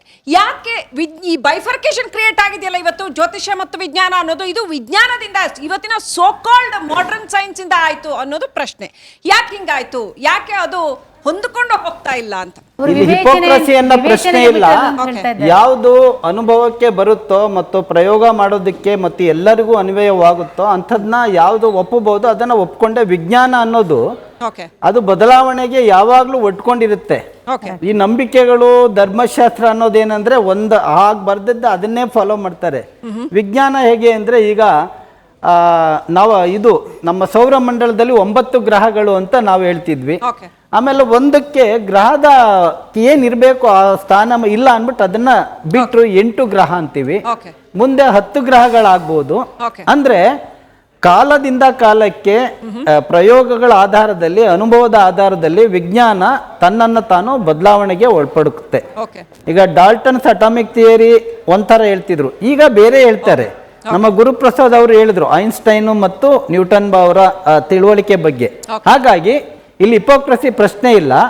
ಯಾವುದು ಒಪ್ಪಬಹುದು. ಒಂದು ಅಂಗಡಿಯಲ್ಲಿ ವ್ಯಾಪಾರ ಆಗದೆ ಇದ್ರೆ ತಡೆ ಹೊಡೆಸು ಅಂದ್ರೆ ನಾವು ಅದು ಬೇಡ ಅಂತೀವಿ ಅಷ್ಟೇ. ದಯಮಾಡಿ ಈ ವಿದ್ಯಮಾನಕ್ಕೆ ಸಂಬಂಧಪಟ್ಟಂತೆ ನನಗೆ ಕೆಲಸ ಇರೋದ್ರಿಂದ ಹಾಗಾಗಿ ಹೇಳ್ತಾ ಇದ್ದೀನಿ. ಇವಾಗ ಯಾರು ಸರಿ ಯಾರು ತಪ್ಪು, ಯಾರಿಂದ ಮುಚ್ಚಿಟ್ವಿ, ತಿರ್ಗಾ ತೆಗೆದಿಟ್ಟಿದ್ದೀವಿ, ಇವ್ರು ಸರಿ ಇವ್ರು ತಪ್ಪು ಅನ್ನೋದಕ್ಕಿಂತ ಇಂದಿನ ಭಾರತ ಕಾಲಘಟ್ಟದಲ್ಲಿ, ಇಂದಿನ ಕಾಲಘಟ್ಟದಲ್ಲಿ ಒಂದು ಪರ್ವಕಾಲ ಬಹಳ ಮುಖ್ಯವಾದದ್ದು. ನಮಗೆ ಅನೇಕ ವಿಧವಾದ ಒತ್ತಡಗಳು ಎಲ್ಲ ಇದೆ. ಆದರೆ ಈವಾಗಲಾದರೂ ಎಲ್ಲರೂ ಒಟ್ಟಾಗಿ, ಎಲ್ಲರೂ ಒಬ್ಬರದೊಬ್ಬರು ಒಪ್ಕೋಬೇಕು ಅನ್ನೋದಿಲ್ಲ. ಬಹುತ್ವದಲ್ಲಿ ಏಕತೆ ಅಂತಾನೆ ನಾವು ಹೇಳ್ತೀವಲ್ವಾ. ಎಲ್ರಿಗೂ ಅವರದ್ದೇ ಆದ ಒಪಿನಿಯನ್ಸ್ ಇರುತ್ತೆ. ಆದರೆ ಎಲ್ಲರೂ ಒಟ್ಟಾಗಿ ಕೆಲಸ ಮಾಡಿದ್ರೆ, ಇವಾಗ ಹಿಂದೆ ಏನಾಯಿತು ಇದು ಅದೆಲ್ಲ ಪ್ರಯೋಜನ ಇಲ್ಲ. ಇನ್ನು ಮುಂದೆ ನಾವು ಹೇಗೆ ಹೋಗಬೇಕು, ಇನ್ನು ಮುಂದೆ ಭಾರತ ಯಾವ ರೀತಿ ಎಲ್ಲರೂ ಒಟ್ಟಾಗಿ ಕೆಲಸ ಮಾಡೋದಕ್ಕೆ ಮಾಡಿದರೆ ಯಾವ ರೀತಿ ದೇಶನ ಮುಂದೆ ತಗೊಂಡೋಗ್ಬೇಕು, ಆ ಚಿಂತನೆ ತುಂಬ ಇವತ್ತು ಮುಖ್ಯ ಅಂತ ಅನ್ಸುತ್ತೆ. ಒಂದೇ ಒಂದು ಮಾತು, ಆ ರೀತಿ ಕೆಲಸ ಮಾಡಿದ್ರಿಂದಾನೇ ಚಂದ್ರಯಾನ 3 ಚಂದ್ರನ ಮೇಲೆ ಇಳಿಯೋದಕ್ಕೆ ಸಾಧ್ಯ ಆಗಿ ಭಾರತ ಮೊದಲ ರಾಷ್ಟ್ರ ಅಲ್ಲಿ ಇಳಿದಿದ್ದು ಅಂತಾಗಿದ್ದು. ಹಾಗಾಗಿ ಇದು ಮುಖ್ಯ ಅಂತ. ಕೊನೆಯದಾಗಿ ನಿಮ್ಮಿಂದ ಇವತ್ತಿನ ಆಧುನಿಕ ಭಾರತಕ್ಕೆ ಅಮೋಘವಾದ ಕೊಡುಗೆ ಸಿಕ್ಕಿದೆ. ನಮ್ಮಗಳೆಲ್ಲರ ಬದುಕು ಅತ್ಯುತ್ತಮವಾಗಿ ಉನ್ನತೀಕರಿಸಲಾಗಿದೆ, ಅದರಲ್ಲಿ ಅನುಮಾನವೇ ಇಲ್ಲ. Hats off to you for that. But ಇನ್ನೂ ನಮ್ಮಲ್ಲಿ ಸೈನ್ಸ್ ಬಹುಶಃ ಅಡ್ವಾನ್ಸ್ ಆಗೋದಕ್ಕೆ ಸಾಧ್ಯ ಆಗ್ತಿತ್ತೇನೋ ಒಂದು ವೇಳೆ ನೀವು ಕೇವಲ ವೆಸ್ಟರ್ನ್ ವಿಜ್ಞಾನಿಗಳು ಯಾರಿದ್ದಾರೆ ಅವರು ಮಾತ್ರ ಅಧಿಕೃತ ಅಂತ ಪರಿಗಣಿಸ್ತೀರಲ್ಲ, ಅಷ್ಟೇ ಅಧಿಕೃತವಾಗಿ ಭಾರತೀಯ ಇಂಡಿಜಿನಸ್ ಆದಂತ ಜ್ಞಾನವನ್ನು ಪರಿಗಣಿಸೋದಿಲ್ಲವಲ್ಲ ಅನ್ನುವಂತ ಒಂದು ಪರಿಗಣಿಸೋದಿಲ್ಲ ಅಲ್ಲ, ಅದಕ್ಕೆ ಸರಿಯಾದ ಬೆಂಬಲ ಸಿಕ್ಕಿದ್ರೆ, ವಿವರಣೆ ಸಿಕ್ಕಿದ್ರೆ ವಿಜ್ಞಾನ ಒಪ್ಕೊಳ್ಳುತ್ತೆ, ಖಂಡಿತ ಏನಿಲ್ಲ. ಹಾಗಾಗಿ ನಾವು ಪದೇ ಪದೇ ಸುಮ್ಮನೆ ಸಂಘರ್ಷ ಆಗ್ತಾ ಇದೆ ಇದರಿಂದಾನೇ ಹೊರತು. ಹಾಗಾಗಿ ಇದು ಮುಖ್ಯ ಅಲ್ಲ, ಎಲ್ಲರೂ ಒಟ್ಟಾಗಬೇಕು, ಒಟ್ಟಿಗೆ ತಗೊಂಡೋಗ್ಬೇಕು. ನೋಡಿ, ನಾನು ಉದಾಹರಣೆ ಕೊಟ್ಟಿದ್ದೀನಿ. ಇದೆಲ್ಲ ಸಾಧ್ಯ ಆಯ್ತು ನಮಗೆ ಒಟ್ಟಾಗಿ ಕೆಲಸ ಮಾಡಿ. ಅದ್ರ ಬಗ್ಗೆ ನಾವು ಚಿಂತಿಸೋಣ ಅಂತ ಹೇಳ್ಬಿಟ್ಟು ನೋಡಿ, ಇಲ್ಲಿ ಅವ್ರು ಇಲ್ಲ ಅಂತ ಹೇಳಿಲ್ಲ. ಇವರು ಬಸವರಾಜ್ ಅವರು ಸಹ ಏನ್ ಹೇಳಿದ್ದಾರೆ, ವಿವೇಚನೆ ಇಟ್ಕೊಂಡು ಮಾಡಿ ಅಂತ ಹೇಳಿದ್ದಾರೆ. ಸರ್ನು if there is a base accept ಮಾಡಬಹುದು ಅಂತಾನೂ ಹೇಳಿದ್ದಾರೆ. ಇದು ಬಹಳ ಅಪ್ರಿಷಿಯಬಲ್. ನಾನೀಗ ನೋಡಿ ಅವರೊಂದು ಹೇಳಿದ್ರು ಚಂದ್ರ ಮನೋಕಾರಕ. ಈಗ ನೋಡಿ 40 ವರ್ಷಗಳ ಹಿಂದೆ ಹೆರಾಲ್ಡ್ ಆಫ್ ಹೆಲ್ತ್ ಅನ್ನುವ ಒಂದು ನಿಯತಕಾಲಿಕ, ವೈಜ್ಞಾನಿಕ ನಿಯತಕಾಲಿಕೆಯಲ್ಲಿ ಅಮಾವಾಸ್ಯೆ ಹುಣ್ಣಿಮೆ ದಿವಸ ಭೂಮಿಯ ಮೇಲೆ ಆಗುವ ಒಂದು ಗುರುತ್ವಾಕರ್ಷಣದ ಉತ್ಕರ್ಷತೆ ಋಣಾತ್ಮಕವಾಗಿ ಇರಬಹುದಾದ ಸಾಧ್ಯತೆ ಇರ್ತದೆ. ಅದನ್ನು ಸರಿಯಾದ ರೀತಿಯಲ್ಲಿ ಚಾನಲೈಸ್ ಮಾಡಿದರೆ ಅದು ನಾವು ಅದನ್ನು ಆ ಎನರ್ಜಿ ಲೆವೆಲ್ನ ಬ್ಯಾಲೆನ್ಸ್ ಮಾಡಬಹುದು ಅಂತ ಪ್ರೂವ್ ಮಾಡಿದ್ದಾರೆ ಆನ್ 10,000 ಸಬ್ಜೆಕ್ಟ್ಸ್. ಅವಾಗ ನಾನು ಅಗ್ರಿಕಲ್ಚರ್ ಯೂನಿವರ್ಸಿಟಿಯಲ್ಲಿ ಮಾಸ್ಟರ್ಸ್ ಮಾಡ್ತಾ ಇದ್ದೆ, ಗೊತ್ತಾಯ್ತಾ, ಇನ್ 1991. ಆ ಸಮಯದಲ್ಲಿ ನೋಡಿ, ಯಾವಾಗ ನಮ್ಮ ಮನುಷ್ಯನ ದೇಹ ಪ್ರತಿಶತ 60 ಭಾಗ ನೀರಿದೆ, ಸಮುದ್ರದಲ್ಲಿ ಪರಿಪೂರ್ಣವಾಗಿ ನೀರಿದೆ, ಅಲ್ಲಿ ಗುರುತ್ವಾಕರ್ಷಣದ ಬಲ, ಗ್ರಾವಿಟೇಷನಲ್ ಫೋರ್ಸ್ ಇರ್ಬೋದು, ಸೆಂಟ್ರಿಪೀಟಲ್, ಸೆಂಟ್ರಿಫ್ಯೂಗಲ್ ಫೋರ್ಸ್ ಅಂತ ಅಸ್ಟ್ರೋನಾಮಿಕಲಿ ನಾವು ಹೇಳ್ತೇವೆ, which is a part of astrology. ಅಸ್ಟ್ರಾಲಜಿಯಲ್ಲಿ ಆ ಭಾಷೆ ಇಲ್ಲ, ಆ ಪದ ಇಲ್ಲ ಅಷ್ಟೇ, ಬೇರೆ ರೀತಿಯ ಪದ ಇದೆ. ಅದು ನಾವಿನ್ನೂ ಸ್ಟಡಿ ಮಾಡ್ತಾ ಇದ್ದೇನೆ ನಾನು. ಆ ಥರ ಎಕ್ಸರ್ಟ್ ಆದಾಗ, ಉತ್ಕರ್ಷತೆ ಬಂದಾಗ ನೀರು ಉಕ್ಕುತ್ತದೆ. ಹಾಗೆ ಮನುಷ್ಯನ ದೇಹದಲ್ಲೂ 60 ಭಾಗ ಇನ್ಕ್ಲೂಡಿಂಗ್ ರಕ್ತ ಮತ್ತು ನಮ್ಮ ದೇಹದಲ್ಲಿರುವ ಒಂದು ನೀರು 30% ಪ್ರೋಟೀನ್, ಇನ್ 10% ಫ್ಯಾಟ್ ಅಂತ ಹೇಳ್ತೇವೆ. Just a minute. ಅದು ಮೂಮೆಂಟ್ ಹೆಚ್ಚಾಗ್ತದೆ, ಅದರಲ್ಲಿರುವ ಒಂದು ಸಂಚಲನೆ ಹೆಚ್ಚಾದಾಗ, ಮಿದುಳಿಗೆ ಅದರ ಹರಿವು ಹೆಚ್ಚಾದಾಗ ನಮಗೆ ಉದ್ರೇಕ ಬರ್ತದೆ, ಉತ್ಕರ್ಷ ಬರೋದಿಲ್ಲ. ಅವಾಗ ನಮ್ಮಲ್ಲಿ ಏನ್ ಮಾಡ್ತಾರೆ, ನಮ್ಮ ಹಿರಿಕರು ಏನ್ ಮಾಡ್ತಾ ಇದ್ರು, ನಮ್ಮ ಏನ್ಷಿಯಲ್ ಫ್ಯಾಕಲ್ಟಿ ಒಂದು ನಿಂಬೆ ಹಣ್ಣು ಇಟ್ಕೊಂಡು ಮೂಸ್ ನೋಡ್ತಾ ಇದ್ರು. ನಿಂಬೆ ಹಣ್ಣೆಲ್ಲ ಅಂತ ಉಂಟು, ಮೋಸಂಬಿಯಲ್ಲಿ ಹಾಕಿಲ್ಲ, ಸೇಬಲ್ಲಿ ಹಾಕಿಲ್ಲ. ನಿಂಬೆ ಹಣ್ಣಲ್ಲಿ ನಿರಂಜನೀನ್ ಅನ್ನುವಂತ ಒಂದು ಫ್ಲೇವನಾಯ್ಡ್ ಇರುತ್ತೆ. ಅದನ್ನ ಆಘ್ರಾಣಿಸಿದ್ರೆ ಒಂದು ನಿಮಿಷ ಅದು ನಮ್ಮ ಕಾರ್ಟಿಸಾಲ್ ಲೆವೆಲ್ ಪ್ರತಿಯೊಂದನ್ನು ನಾವು ವಿಜ್ಞಾನದ ಭಾಷೆಯಲ್ಲಿ ಹೇಳಿದ್ರೆ just a minute Srilakshmi, just a minute, I'll come back to you madam. Just a minute. ಅವ್ರು ಅಕ್ಸೆಪ್ಟ್ ಮಾಡಲ್ಲ ಅಂತ ಹೇಳಿಲ್ಲ ಜಿ, ಜಸ್ಟ್ ಆನ್ಸರ್ ಮಾಡ್ಲಿಕ್ಕೆ ಅವಕಾಶ ಕೊಡಿ, ದಯಮಾಡಿ ಕೇಳಿ. ಮುಗಿಸಿ. ಅದನ್ನ ಆಘ್ರಾಣಿಸಿದಾಗ ಆ ಒಂದು ರಕ್ತದ ಸಂಚಲನೆ ಹೆಚ್ಚಾಗಿ ಕಾರ್ಟಿಸಾಲ್ ಲೆವೆಲ್ ಜಾಸ್ತಿ ಆದಾಗ ಅದನ್ನ ನಾರ್ಮಲೈಸ್ ಮಾಡುತ್ತೆ. ಇದು energy level healing, energy level healing ಅಂತ ಕರೀತಾರೆ. ದಯಮಾಡಿ ಅದರ ಮೇಲೆ ನಾನು ಕೆಲಸ ಮಾಡ್ತಾ ಇದ್ದೇನೆ, ಫೋರ್ಕಾಸ್ಟ್ ಮೇಲೆ ನಾನು ವರ್ಕ್ ಮಾಡ್ತಾ ಇಲ್ಲ. ದಯಮಾಡಿ ನೀವು ಅನ್ಯಥಾ ಭಾವಿಸಬಾರ್ದು. ಸಿ ನಾನೇನು ಗೊತ್ತಾ, ಅನ್ಲೆಸ್ ಫ್ಯಾಕ್ಟ್ ಇಲ್ಲದೆ ನಾನೇನು ಒಪ್ಪೋದಿಲ್ಲ. I am that much adamant. ಒಂದು ನಿಮಿಷ. ಈಗ ವಾರದಲ್ಲಿ ಈಗ ನಮ್ಮ ಗಣಪತಿ ಮೆರವಣಿಗೆ ಟೈಮ್ ನಲ್ಲಿ ಡಿಜೆ ಸೌಂಡ್ ಅಲ್ಲ ಡಿಜೆ ಸೌಂಡ್ಗೆ ಕೆಲವು ಸತ್ತೋದ್ರು, ಅಂದ್ರೆ ಹಾರ್ಟ್ ಅಟ್ಯಾಕ್. ನಮ್ಮ ಆಫೀಸ್ ಹತ್ರ ಒಂದು ಆರ್ಕೆಸ್ಟ್ರಾ ನಡೀತಾ ಇತ್ತು, ಅಲ್ಲಿ ಸೌಂಡ್ಗೆ ನಮ್ಮ ಕಿಟ್ಗೆ ಅಲ್ಲಾಡ್ತಿತ್ತು. ಅದು ಅದರ ಎಫೆಕ್ಟು. ಈ ಗ್ರಹಣದ ಟೈಮ್ನಲ್ಲಿ ಅಥವಾ ಬೇರೆ ಟೈಮ್ನಲ್ಲಿ ಆಗುವಂಥದ್ದು ಏನಿದ್ದೇವೆ, ಅಥವಾ ಭೂಮಿಯ ಅಯಸ್ಕಾಂತದ ಶಕ್ತಿ ಇದೆಲ್ಲ, ಅದು it's A totally negligible. So ಹಾಗಾಗಿ ನಾವು ಅಷ್ಟೊಂದು ಈ ಸಂದರ್ಭದಲ್ಲಿ, ಗ್ರಹಣದ ಸಂದರ್ಭದಲ್ಲಿ ಅಷ್ಟೊಂದು ಏರುಪೇರಾಗುತ್ತೆ, ಭಯ ಪಡಬೇಕು ಅಥವಾ ಏರುಪೇರು ಆಗುತ್ತೆ, ವಿಶೇಷ ಘಟನೆಗಳು ನಡೆಯುತ್ತೆ ಅಂತದ್ದು ಏನೂ ಇಲ್ಲ. ಇದು ಯಾವಾಗ ಜನರು ಅವ್ರ ತಲೆಗೆ ಹಾಕ್ತಾರೋ ಆಗ ಅವ್ರು ಯೋಚನೆ ಮಾಡಕ್ ಶುರು ಮಾಡ್ಬಿಡ್ತಾರೆ. ಅಲ್ಲ, ಶಾಸ್ತ್ರ ಅಥವಾ ಶಾಸ್ತ್ರ ಪುರಾಣಗಳಿಗೆ ಆಧಾರಗಳು ಕಡಿಮೆ, ಶಾಸ್ತ್ರ ಪುರಾಣಗಳಿಗೆ ಆಧಾರಗಳು ಕಡಿಮೆ. 18 ಪುರಾಣ ಇದೆ, ಪುರಾಣ 19 ಬರೀಬಹುದು, ಅದನ್ನ ನಾವು ಲೆಕ್ಕಕ್ಕೆ ತಗೊಳಕ್ ಬರಲ್ಲ. I appreciate both. ಯಾಕೆಂದ್ರೆ ಅಲ್ಲಿ ಸರ್ ಏನ್ ಹೇಳಿದ್ರು, ಫ್ಯಾಕ್ಟ್ ಬೇಸ್ಡ್ ಇದ್ರೆ ಒಪ್ಕೊಳ್ಳಿ, ಇಲ್ಲ ನಮ್ಮ ಕೆಲಸ ನಾವು ನಮ್ಮ ರೀತಿಯಲ್ಲಿ ಮಾಡ್ತೇವೆ ಅಂತ. ಇವರು ವಿವೇಚನೆ ಮಾಡ್ಕೊಂಡು ಮುಂದುವರಿರಿ ಅಂತ ಹೇಳ್ತಿದ್ದಾರೆ. ಯಾರಿಗೆ ಆಗಲಿ ಆ ಫ್ಯಾಕ್ಟ್ಸ್ ನ ಜ್ಯೋತಿಷ್ಯವೂ ಕೊಟ್ರೆ ಆಸ್ಟ್ರಾನಮಿನೂ ಒಪ್ತದೆ. ಸೊ ಈಗ ಆ ವಿಷಯಗಳ ಮೇಲೆ ಸುಮಾರು ಯೂನಿವರ್ಸಿಟಿಗಳು ಕೆಲಸ ಮಾಡ್ತಾ ಇದ್ದಾರೆ. ಈಗ ನೋಡಿ, ನಮ್ಮಲ್ಲಿ ನಾನು ಸುಮಾರಷ್ಟು ನಿಯತಕಾಲಿಕೆಗಳನ್ನ ಪಬ್ಲಿಷ್ ಮಾಡಿದ್ದೇನೆ. ಅಲ್ಲಿ ಏನ್ ಕೊಡ್ತಾರೆ? ಬಸವರಾಜ್ ಅವರು ಒಂದು ಪ್ರಶ್ನೆ ಕೇಳಿದ್ರು, ಬದಲಾವಣೆಗೆ ಈಡಾಗೋದಿಲ್ಲ ಜ್ಯೋತಿಷ್ಯ ಅಥವಾ ಪುರಾಣಗಳು, ಹಾಗಾಗಿ ಅದನ್ನ ಒಪ್ಕೊಳಕ್ಕಾಗಲ್ಲ. ಸೈನ್ಸ್ ಆದ್ರೆ ಅದು ಬದಲಾವಣೆ, ಈಗ ನಾಳೆ 10 ಗ್ರಹ ಆಗ್ಬೋದು, 20 ಗ್ರಹ ಆಗ್ಬೋದು ಅಂತ ಹೇಳಿದ್ರು. ಆ ಪ್ರಶ್ನೆಗೆ ಉತ್ತರ ಕೊಡ್ತಾ ನಿಮ್ಮ ಕೊನೆಯ ಮಾತುಗಳು. ಅದಕ್ಕಿಂತ ಮುಂಚೆ ಒಂದು ನಮ್ಮ ಮಿತ್ರರೊಬ್ಬರು ಅದಕ್ಕಿಂತ ಮುಂಚೆ ವಿವಾಹ ಮತ್ತು ಪ್ರೇಮ ವಿವಾಹವನ್ನು ನಾವು ಬಿಟ್ರೆ ಅವ್ರಿಗೆ ಅನ್ಯಾಯ ಮಾಡ್ದಂಗೆ ಆಗ್ತದೆ, ನೋಡಿ, ಪ್ರೇಮ ಉಂಟಾಗೋದು ಗ್ರಹಚಾರಗಳ ಪ್ರಭಾವದಿಂದಲೇ. ಶುಕ್ರ ಚಂದ್ರರು ಯಾರಿಗೆ ಬಲಿಷ್ಠರಿರ್ತಾರೋ, ಪರಸ್ಪರ ದೃಷ್ಟಿ ಇರ್ತದೋ ಅವರು ಪ್ರೇಮ ವಿವಾಹವೇ ಆಗೋದು. ಅದಕ್ಕೇನು ಲಗ್ನ ಆಗಿಲ್ಲ, ಯಾಕಂದ್ರೆ ಅದು ಅದಕ್ಕೆ ಮೀರಿದ್ದು, ನಮ್ಮ ಭಾವನೆಗಳಿಗೆ ಮತ್ತು ನಮ್ಮ ವಿಧಿವಿಧಾನಗಳಿಗೆ ಮೀರಿರ್ತಕ್ಕಂಥದ್ದು. ಹಾಗಾಗಿ ಪ್ರೇಮಿಸಿ, ಪ್ರೇಮದಿಂದಿರಿ, ಪ್ರೇಮ ವಿವಾಹ ಮಾಡಿ. ಆದರೆ ಮಾಡ್ಕೊಳ್ಳೋಕ್ಕಿಂತ ಮುಂಚೆ ನಮ್ಮಂಥವ್ರ ಹತ್ರ ಸರಿಯಾಗಿ ಜಾತಕವನ್ನು ತೋರಿಸಿ. ಈಗ ಗ್ರಹಣ ಅಂತಂದರೆ ಒಂದು ಹಿಡ್ಕೊಳ್ತಕ್ಕಂಥದ್ದು ಅಂತ ಒಂದು ಲಿಟ್ರಲ್ ಮೀನಿಂಗ್. ನನ್ನ ಯಂಗ್ಸ್ ಫ್ರೆಂಡ್ ಏನೋ ಕೇಳಿದ್ರು, ಯಾವುದನ್ನು ನಂಬೇಕು ನಾವು ಅಂತಂತ. ಈ ಗ್ರಹಣವು ಹಿಡಿತದೆ ಅಂತಂತಂದರೆ ರಾಹು ಮತ್ತು ಕೇತುಗಳ ಸಂಚಾರ ಮತ್ತು ಅದೃಶ್ಯವಾಗಿರ್ತಕ್ಕಂತಹ ಶಕ್ತಿ. ಆಗಲೇ ನಮ್ಮ ವಿಜ್ಞಾನಿಗಳು ಹೇಳಿದ್ರು 2 ನೋಡ್ಸ್ ಇದೆ ಅಂತ. ಈ ರೀತಿಯ ದಿನಗಳಲ್ಲಿ ನಮ್ಮ ಮನಸ್ಸಿನ ಸೂಕ್ಷ್ಮ ಪದರಗಳಿಗೆ ಮಾತ್ರ ಸಂಬಂಧಪಟ್ಟಿರ್ತಕ್ಕಂಥ ಕಿರಣಗಳು it will get mixed up with this Rahu and Ketu. ನಾವು ನೋಡ್ಸ್ ಅಂತಾನೆ ಕರೆಯೋಣ, ಅವ್ರಿಗೆ ಅರ್ಥ ಆಗೋ ಹಾಗೆ, ಆಯ್ತಾ? ಅದರಿಂದ ಉಂಟಾಗ್ತಕ್ಕಂತಹ ದುಷ್ಪರಿಣಾಮಗಳು ಈ ಭೂಮಿಯ ಮೇಲೆ, ನಾನು ಆಗಲೇ ಹೇಳಿದಂತೆ ಜಡ ಪದಾರ್ಥದ ಮೇಲೆ, ಜೀವರ ಮೇಲೆ, ವಿಶೇಷವಾಗಿ ಮನಸ್ಸಿನ ಮೇಲೆ ಹೆಚ್ಚು ಪರಿಣಾಮವನ್ನು ಬೀರ್ತದೆ. ಹಾಗಾಗಿ ಅದನ್ನು ಪರಿಹಾರ ಮಾಡ್ಕೊಳ್ಳೋಕ್ಕೋಸ್ಕರ ಏಕಾಗ್ರತೆಯಿಂದ ಸ್ನಾನ ಶೌಚಗಳನ್ನು ಮಾಡಿಕೊಂಡು, ನಿಮಗೆ ಇಷ್ಟವಾಗಿರ್ತಕ್ಕಂಥ ಕಡೆ ಪೂರ್ವಕ್ಕೆ ಮುಖ ಮಾಡಿಕೊಂಡು ಒಂದು ಧ್ಯಾನ ಮಾಡೋದು, ಒಂದು ಜಪ ಮಾಡೋದು, ಅದರಲ್ಲೇ ನೀವು ಕಳ್ಕೊಳ್ಳೋದ್ರಲ್ಲಿ ಏನಿಲ್ಲ. ನೀವು ಅದರಿಂದ ಗಳಿಸೋದೇ ಹೆಚ್ಚಿರ್ತದೆ, ಆಯ್ತಾ? ನೀವು ಯಾರಿಗೂ ಏನು ದಾನ ಕೊಡಬೇಡಿ, ನೀವು ಯಾರಿಗೂ ಹೋಗಿ ಯಾರಿಗೇನು ಸೈಟು ಬರ್ಕೊಡ್ಬೇಡಿ, ಏನು ಹೇಳ್ತಾ ಇಲ್ಲ. ನಿಮ್ಮ ಆತ್ಮ ಕಲ್ಯಾಣದಲ್ಲಿ ಇರ್ತಕ್ಕಂತಹ ಹಣವನ್ನು ಗಳಿಸಿ ಅಂತಹ ಸಂದರ್ಭದಲ್ಲಿ ಅದರಿಂದ ನಿಮಗೆ ಒಳ್ಳೇದಾಗ್ತದೆ. ಇದು ಗ್ರಹಣದ ಆಚರಣೆ ವಿಷಯ. ಇನ್ನು ಗ್ರಹಚಾರದ ವಿಷಯ,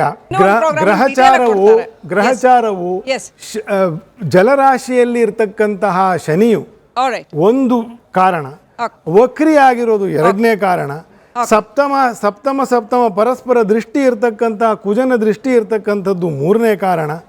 ಈಗ ಷಷ್ಟಾಷ್ಟಕ ಯೋಗ ಬರ್ತದೆ 13ನೇ ತಾರೀಕಿಂದ ಶನಿಗೆ ಮತ್ತು ಕುಜನಿಗೆ.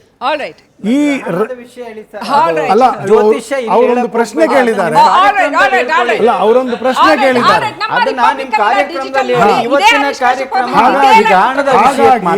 ಇದರ ಈ ಗ್ರಹಣವೂ ಬರ್ತಾ ಇರೋದ್ರಿಂದ ಮುಂದಿನ ಈ ಆಲ್ರೆಡಿ 15-20 ದಿನದಿಂದ ಏನೇನು ರಾಮಾರಂಪ ಆಗ್ತಾ ಇದೆ, ಮೇಘಸ್ಫೋಟಗಳು, ಸಾವಿರಾರು ಜನರು ಸತ್ತಿರ್ತಕ್ಕಂಥದ್ದು, ಅದನ್ನು ಆಗಸ್ಟ್ ಅಲ್ಲೇ ಹೇಳಿದ್ದೀನಿ. ಡೆಲ್ಲಿ ಮತ್ತು ಅಫ್ಘಾನಿಸ್ತಾನ ಹೆಸರು ಹೇಳಿದ್ದೀನಿ, ಅಲ್ಲೇ ಆಗ್ತದೆ ಅಂತ. How is it possible? Right. ಇದೊಂಥರ ಕೋಳಿ ಮೊದಲು ಮೊಟ್ಟೆ ಮೊದಲು ಇನ್ನೂ ಏನೇನಾಗುತ್ತೆ ಅಂತ. ವೀಕ್ಷಕರೇ, ನಮಗೂ ಗೊತ್ತು, ನಿಮಗೂ ಗೊತ್ತು, ಇದರಲ್ಲಿ ನಾವು ತಿಳ್ಕೊಳ್ಳೋದಕ್ಕೆ ಸಾವಿರಾರು ಪ್ರಶ್ನೆಗಳಿದ್ದಾವೆ. ನಮ್ಗೆ ಗೊತ್ತಿಲ್ಲ, ನಾವು ಇಷ್ಟು ಚಿಕ್ಕ ಅಣು ಇಡೀ ಒಂದು ಪ್ರಕೃತಿಯಲ್ಲಿ ಇದನ್ನ 1 ಗಂಟೆನಲ್ಲಿ 1.5 ಗಂಟೆನಲ್ಲಿ ನಾವು ಹೇಳಕ್ಕಾಗತ್ತಾ? ಎನಿವೆ, ನಮ್ಮ ಜೊತೆಗೆ ಇವತ್ತು ಬಸವರಾಜ್ ಅವರಿದ್ರು, ಹಾಗೇನೆ ಡಾಕ್ಟರ್ ಜಯಲಕ್ಷ್ಮಿ ಅವರಿದ್ರು, ಡಾಕ್ಟರ್ ಹರೀಶ್ ಕಶ್ಯಪ್ ಅವರಿದ್ರು. ತಮ್ಮ ಮೂವರಿಗೂ ಕೂಡ ಅನಂತ ಧನ್ಯವಾದಗಳು. ಸಾಕಷ್ಟು ವಿಷಯಗಳನ್ನ ಅತ್ಯಂತ ಕ್ಲುಪ್ತ ಸಮಯದಲ್ಲಿ ತಿಳಿಸಿಕೊಡುವಂತ ಪ್ರಯತ್ನ ಮಾಡಿದ್ರಿ, ಅನಂತ ಧನ್ಯವಾದಗಳು. ನಮ್ಮ ಜೊತೆಗೆ ಇವತ್ತು ಚರ್ಚೆಯಲ್ಲಿ ಭಾಗವಹಿಸಿರ್ತಕ್ಕಂಥ ಎಲ್ಲ ವೀಕ್ಷಕರಿಗೂ ಕೂಡ ಅನಂತ ಧನ್ಯವಾದಗಳು. ವೀಕ್ಷಕರೇ, ಒಟ್ನಲ್ಲಿ ನಾವು ನಮ್ಮ ಆತ್ಮ ಕಲ್ಯಾಣವನ್ನ ನೋಡೋಣ, ಸಮಾಜದ ಕಲ್ಯಾಣವನ್ನ ನೋಡೋಣ, ಎಲ್ಲರನ್ನೂ ಒಟ್ಟಾಗಿ ತಗೊಂಡು ಹೋಗೋಣ ಅಂತ ಹೇಳ್ತಾ ಈ ಕಾರ್ಯಕ್ರಮ ಮುಗಿಸ್ತಾ ಇದ್ದೀನಿ. ನೋಡ್ತಾ ಇರಿ ರಿಪಬ್ಲಿಕ್ ಕನ್ನಡ, ಇದು ನಿಮ್ಮ ಧ್ವನಿ.